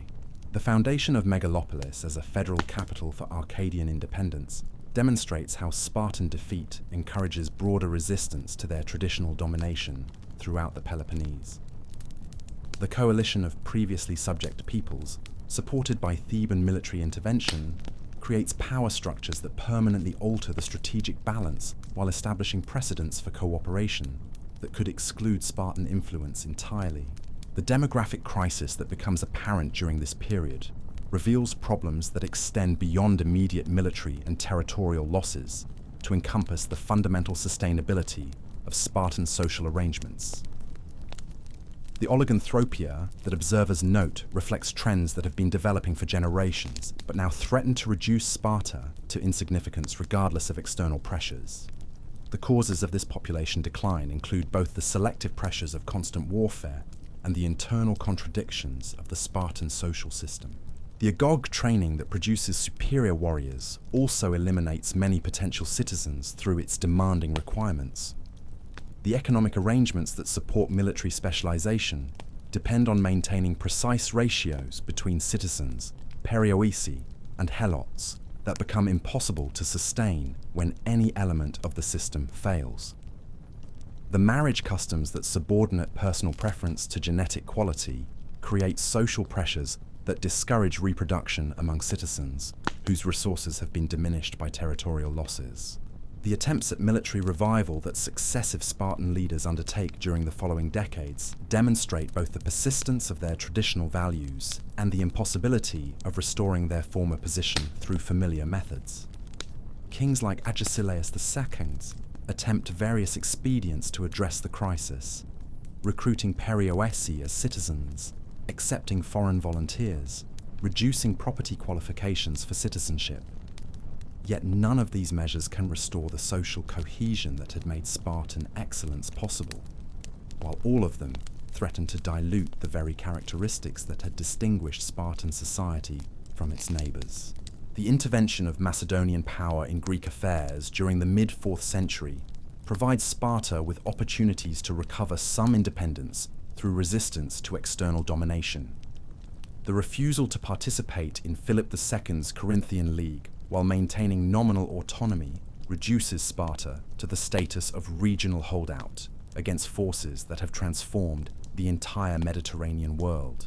Alexander the Great's dismissive comment that one Athenian victory would be worth more than all Spartan achievements reflects how completely their reputation has declined from the heights they once occupied. the social reforms that August IV and Cleomenes III attempt during the 3rd century represent desperate efforts to address internal problems through return to supposedly original Spartan principles. The land redistribution, debt cancellation, and educational reforms that these revolutionary kings propose recognize that demographic decline and economic inequality have undermined the foundations of traditional Spartan society. Yet their deaths at the hands of conservative opposition demonstrate how difficult change becomes when vested interests defend arrangements that no longer serve their original purposes. The final intervention of Macedonian forces, followed by Roman involvement in Greek affairs, reduces Sparta to the status of minor player in conflicts whose outcomes are determined by powers whose resources and ambitions transcend anything the Greek world can muster. The defeat of the last independent Spartan king at the hands of Roman forces eliminates the final remnant of political autonomy, while transforming Sparta from active participant in Mediterranean politics into historical curiosity preserved for its educational value. The Sparta that survives under Roman rule bears little resemblance to the society that had once dominated Greek military affairs. The agoge system continues in modified form, yet it serves primarily to entertain Roman tourists rather than produce warriors capable of meaningful military service. The traditional ceremonies persist, but they commemorate past greatness rather than prepare for future challenges. The physical remains of Spartan institutions become museum pieces that preserve memories of achievements whose practical relevance has permanently disappeared. As you drift deeper into contemplation of this extraordinary decline from unprecedented power to provincial insignificance, consider what the Spartan experience reveals about the relationship between specialization and adaptability. The society that achieved perfection in one form of human excellence discovered that such perfection could become a prison when circumstances required different responses. The very qualities that had enabled their rise proved to be obstacles when survival demanded innovation and flexibility. The price of their achievement extends beyond military defeat to encompass the fundamental tragedy of a people who had sacrificed everything to excel in one area, only to discover that excellence without adaptability leads inevitably to obsolescence. The Spartans who had trained themselves to be perfect warriors found that the world no longer needed the kind of perfection they could provide, while their specialization had eliminated their capacity to offer anything else. Yet the museum pieces that Sparta becomes under Roman rule might suggest that their extraordinary experiment in human excellence died with their political independence. But the deeper currents of their influence continue to flow through Western consciousness long after the last citizen soldier has laid down his spear. The physical remnants of their society tell only part of a story whose true significance transcends the rise and fall of any single political entity. The Spartan legacy lives not in monuments or territories, but in the eternal questions they pose about the nature of human excellence and the price that such excellence demands. The admiration that later civilizations express for Spartan achievements reveals humanity's persistent fascination with societies that dare to pursue absolute ideals regardless of personal cost. The Roman writers who preserve their memory, the Renaissance scholars who study their institutions, the modern historians who analyze their methods, all struggle to understand how human beings could willingly embrace arrangements that subordinate individual desires so completely to collective purposes. The Spartans become a mirror in which other societies examine their own choices, measuring their commitments against the standard of those who literally chose death before dishonor. Yet this admiration carries within it the seeds of criticism that grow stronger as human values evolve toward greater emphasis on individual rights and personal fulfillment. The Helot system that enabled Spartan military excellence appears increasingly horrific as moral consciousness develops more sophisticated understanding of human dignity and political justice. The infanticide that eliminated the weak, the educational brutality that hardened the strong, the cultural narrowness that prevented broader human development. All these aspects of Spartan society challenge modern sensibilities while forcing confrontation with uncomfortable questions about what achievements might require such sacrifices. The political philosophers who invoke Spartan examples in support of various ideologies demonstrate how their legacy can serve contradictory purposes depending on which aspects receive emphasis. The totalitarian movements that claim Spartan inspiration focus on state supremacy and individual submission, while democratic theorists admire their constitutional innovations and citizen equality. The military establishments that study their methods seek tactical lessons, while educational reformers examine their systematic approach to character formation. Each interpretation captures genuine elements of Spartan achievement, while ignoring aspects that complicate simple appropriation of their example. The enduring power of Spartan symbolism reflects deeper truths about human nature and social organization that transcend specific historical circumstances. Their society poses fundamental questions that every civilization must answer. What is the proper relationship between individual freedom and collective security? How much comfort and convenience should be sacrificed for excellence and achievement? When does the pursuit of perfection become destructive of the very humanity it seeks to elevate? What responsibilities do the strong bear toward the weak, and what obligations do communities have to their most vulnerable members? The Spartans who answered these questions through the creation of their extraordinary society continue to challenge succeeding generations to examine their own choices with similar rigor and commitment. The warriors who died at Thermopylae, defending principles they valued more than life itself, demonstrate possibilities for human dedication that inspire even those who reject their specific values. The mothers who raised sons according to Spartan ideals, knowing those sons might die in battle, exemplify forms of strength that transcend physical courage to encompass moral and emotional heroism of the highest order. Yet their legacy also serves as warning about the dangers of pursuing any ideal without sufficient attention to its human costs. The society that achieved military perfection through systematic subordination of all other values reveals how excellence in one area can blind communities to deficiencies in others.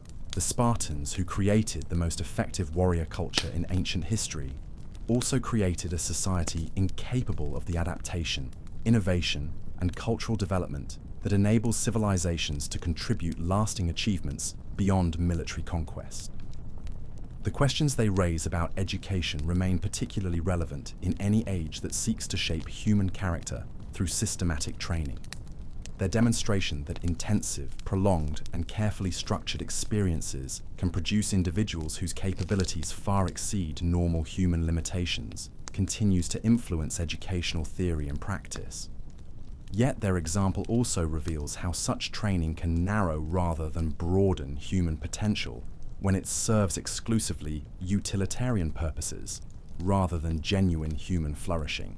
As the first light of dawn touches the peaks of Taygetus, illuminating valleys that once echoed with the voices of warriors whose names have become legend, we find ourselves confronting the eternal tension between individual excellence and collective achievement that the Spartans embodied so completely. They created human beings of extraordinary capability through social arrangements that demanded extraordinary sacrifice, proving that the highest forms of achievement require willingness to pay prices that most communities find unacceptable. Their legacy challenges every society to examine whether their own arrangements produce the kinds of human beings their ideals require, while warning of the costs that such production might demand. The sun rises one final time over the valley where this extraordinary experiment in human excellence began, illuminating ruins that speak of vanished glory while casting shadows that carry eternal significance. The Spartans have returned to the earth that shaped them, yet their questions remain alive, challenging each new generation to determine what they will sacrifice for their highest aspirations and what they will preserve of their humanity in pursuit of their dreams. The warrior's dawn that began this story has become the warrior's twilight, yet the light they kindled continues to burn in human memory, neither fully admired nor completely condemned, but forever challenging those who encounter their legacy to examine the depth of their own commitments and the price they are willing to pay for the excellence they claim to value. In this eternal questioning lies their true immortality, not in bronze or marble, but in the restless human spirit that never ceases to wonder what might be possible if ordinary people chose to become extraordinary, regardless of cost. The morning mist rises once more over fields that remember their footsteps, carrying with it whispers of a people who dared to ask what human beings might become if they committed themselves entirely to an ideal, and who paid the ultimate price for learning the answer. Their story ends where it began, in the quiet valleys of Laconia, where the eternal questions they posed continue to echo through time, challenging us to examine our own choices and consider what we, in our turn, might be willing to sacrifice in pursuit of the excellence that calls to every human heart. The warriors sleep, but their legacy lives on, as enduring as the mountains that shape them, and as eternal as the human desire to transcend our limitations and become something more than we were meant to be. The eternal questions that the Spartans posed through their extraordinary experiment in human excellence continue to resonate through the corridors of time, carried forward by civilizations that have risen and fallen in the millennia since their mountain valleys last echoed with the sound of warriors preparing for battle. Their influence flows like an underground river through Western thought, surfacing in unexpected places, shaping ideas about education, governance, and the very nature of what human beings might accomplish when they commit themselves entirely to a vision of excellence. In the academies of Renaissance Europe, scholars pored over fragmentary accounts of Spartan education, seeking to understand how a society could systematically produce citizens of such extraordinary capability. The humanist educators who established the great schools that would shape European civilization for centuries drew inspiration from the agoge system, though they carefully avoided its harsher aspects. They understood intuitively that the Spartans had discovered something profound about human potential, and the methods required to unlock it. The founding fathers of the American Republic found themselves equally fascinated by the Spartan model, though they approached it with the caution of men who had experienced firsthand the dangers of unchecked authority. In the debates that shaped the Constitution, references to Spartan mixed government appeared alongside discussions of Roman republicanism and English common law. The system of checks and balances that emerged from those deliberations bore subtle traces of Lycurgan influence, adapted to serve the needs of a society committed to individual liberty rather than collective military excellence. Yet it was perhaps in the realm of education that Spartan influence proved most enduring and most controversial. The great public schools of Victorian Britain, designed to produce the administrators and officers who would govern a global empire, consciously borrowed elements from the agoge system. The emphasis on character formation over academic achievement, the use of hardship to build resilience, the cultivation of loyalty to institution over family, all these themes echo with the voices of ancient Sparta. The military academies that emerged during this same period took the parallels even further, creating total environments designed to transform civilians into warriors through systematic application of principles that the Spartans had pioneered. The emphasis on honor, duty, and sacrifice that characterized these institutions reflected a deep understanding of how human nature could be shaped through careful manipulation of social pressures and peer expectations. But perhaps nowhere did Spartan influence prove more dangerous than in the totalitarian movements of the 20th century, which seized upon their example to justify the complete subordination of individual will to state authority. The fascist regimes that claimed Spartan inspiration understood intuitively the power of their model. Yet they perverted it by divorcing the pursuit of excellence from moral constraint and human dignity. They created systems that produced obedience rather than virtue, conformity rather than courage.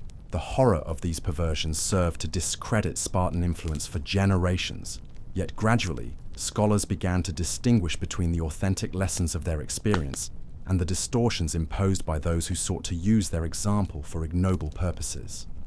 The Spartans, for all their limitations and contradictions, had never pursued excellence as an end in itself, but always in service of values they held sacred: honor, loyalty, the protection of their community and way of life.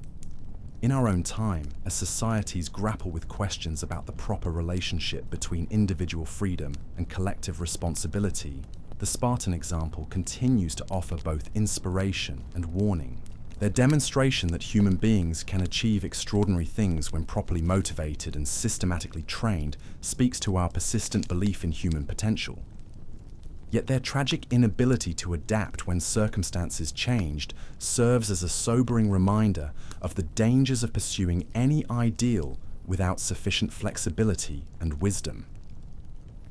The business schools and leadership institutes of the modern world have rediscovered many Spartan insights about character formation and institutional culture, though they apply them in contexts that ancient originators could never have imagined.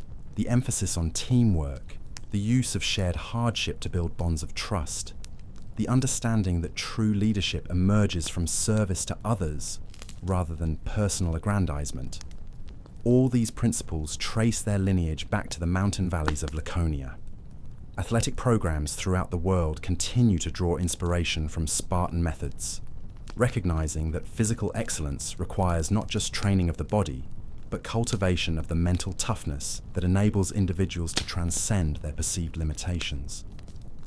The coaches who speak of Spartan discipline and warrior mentality may not fully understand the historical context of their references, yet they intuitively grasp the connection between systematic training and extraordinary achievement. Perhaps most significantly, the Spartan experience continues to inform debates about the nature of citizenship and civic virtue in democratic societies. Their example raises uncomfortable questions about whether modern democracies, with their emphasis on individual rights and personal fulfillment, can produce the kinds of citizens capable of the sacrifice and commitment that freedom ultimately requires.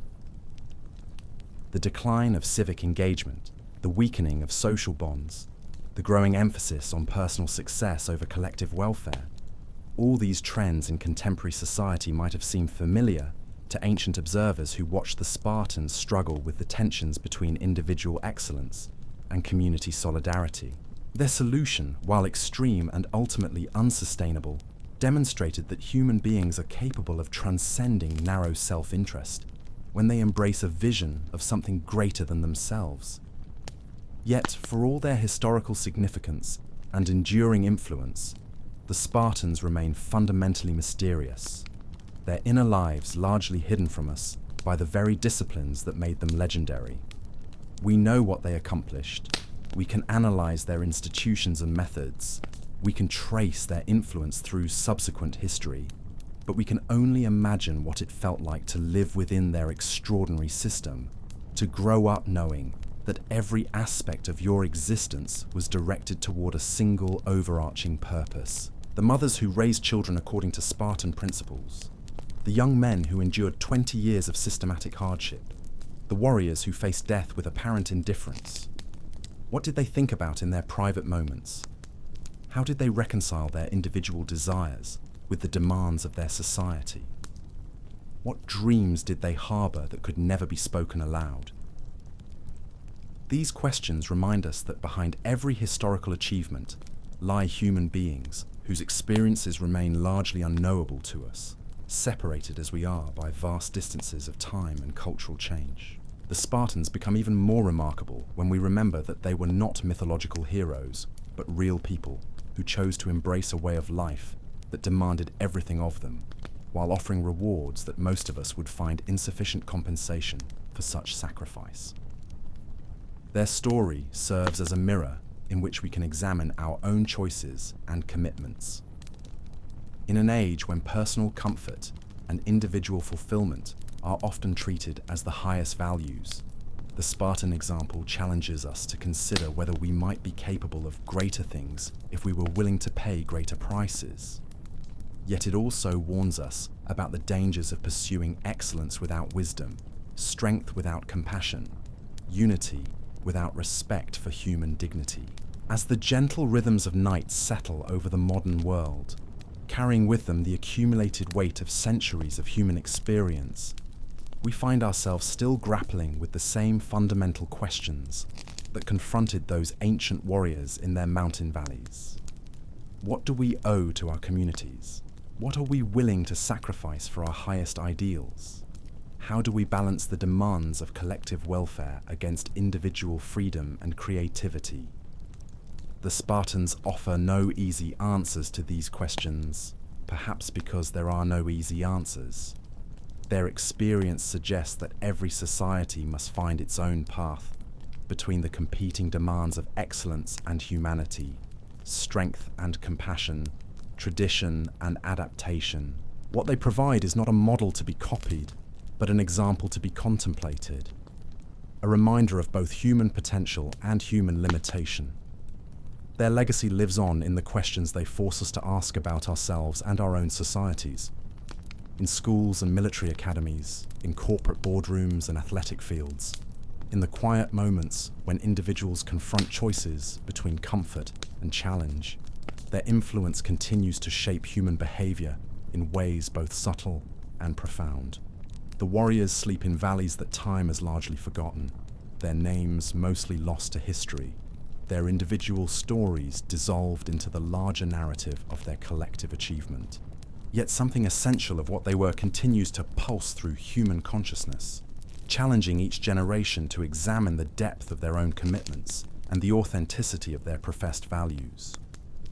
In this persistence of influence lies perhaps their greatest victory, more enduring than any military conquest, more significant than any territorial expansion.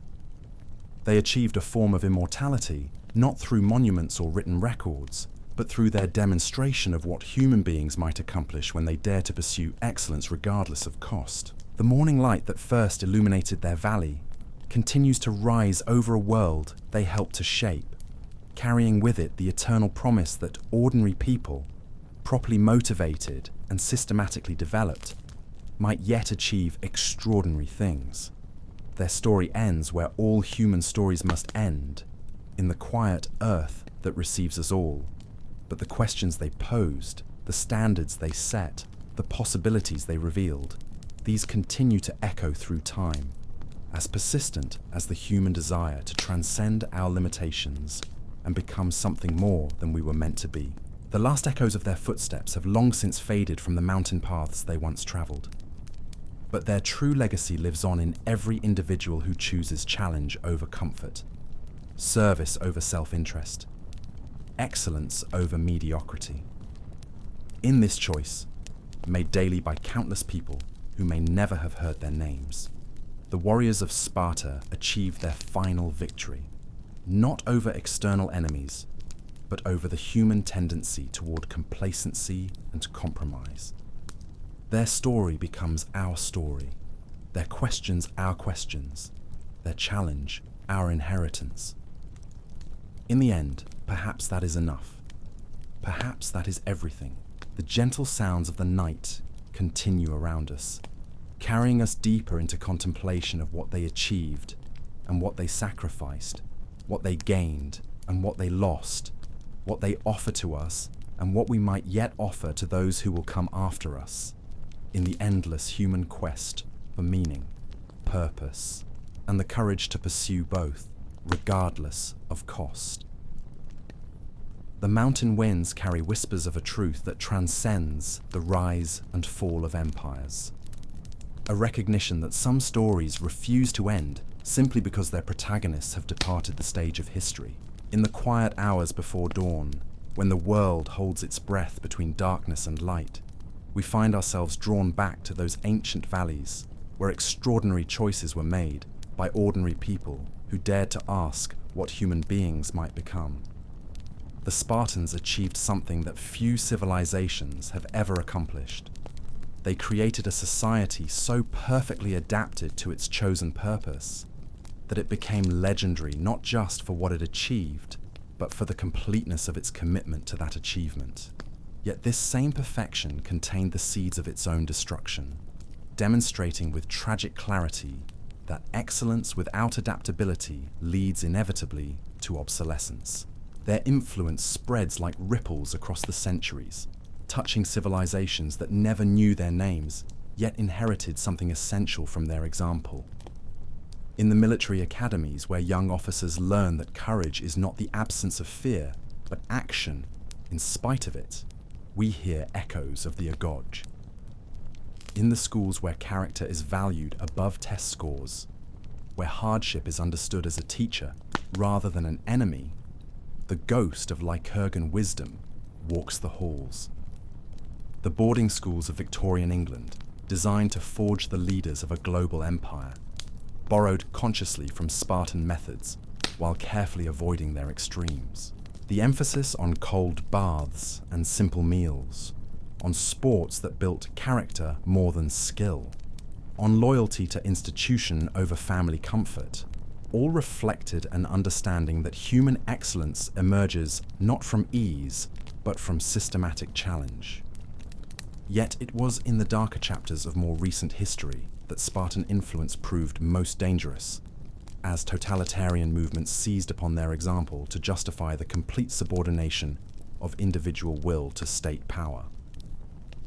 The fascist regimes that claimed their inheritance understood intuitively the power of their model, yet they perverted it by divorcing discipline from moral purpose, strength from justice, unity from human dignity.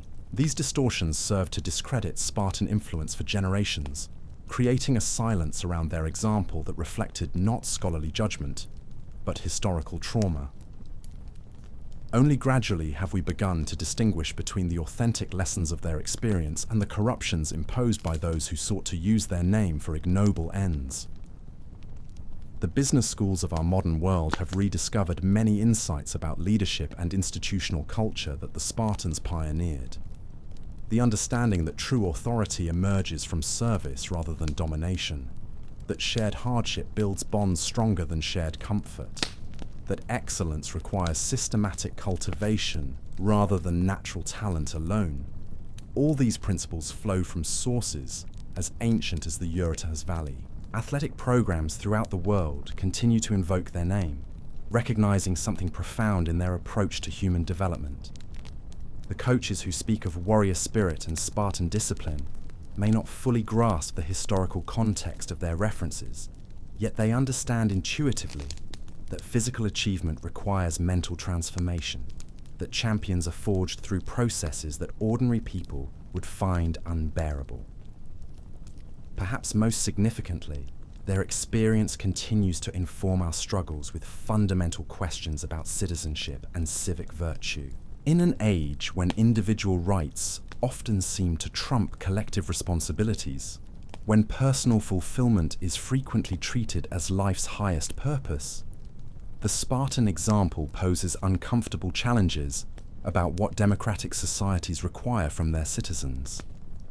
The decline of civic engagement that characterizes much of the modern world, the weakening of social bonds that once held communities together, the growing emphasis on personal success over collective welfare, all these trends might have seemed familiar to ancient observers who watched various Greek cities struggle with similar tensions between individual desires and community needs. Their solution, while extreme and ultimately unsustainable, demonstrated that human beings are capable of transcending narrow self-interest when they embrace a vision of something greater than themselves.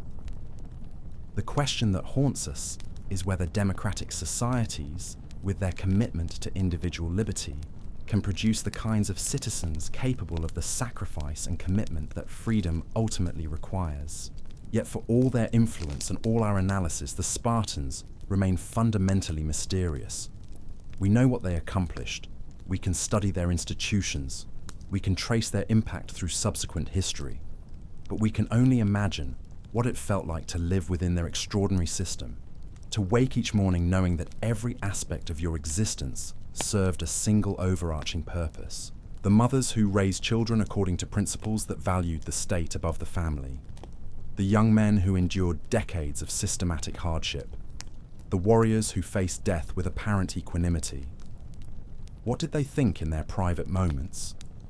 How did they reconcile their individual desires with the demands of their society? What dreams did they harbor that could never be spoken aloud? These questions remind us that behind every historical achievement lie human beings whose inner lives remain largely unknowable, separated from us by vast distances of time and cultural transformation. The Spartans become even more remarkable when we remember that they were not mythological heroes, but real people who chose to embrace a way of life that demanded everything while offering rewards most of us would find insufficient. Their story serves as a mirror in which we examine our own choices and commitments. In a world that often treats comfort and convenience as birthrights, their example challenges us to consider whether we might accomplish greater things if we were willing to accept greater hardships.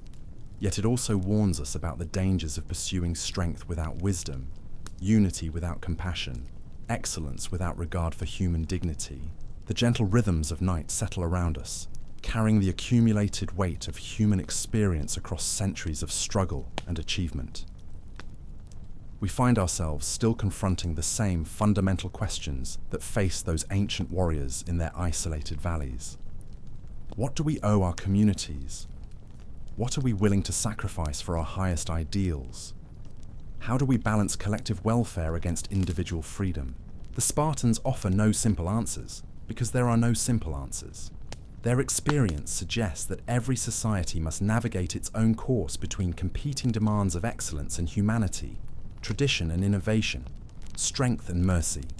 What they provide is not a blueprint to follow, but an example to contemplate, a reminder of both human potential and human limitation. Their legacy persists in the questions they force us to ask about ourselves and our societies.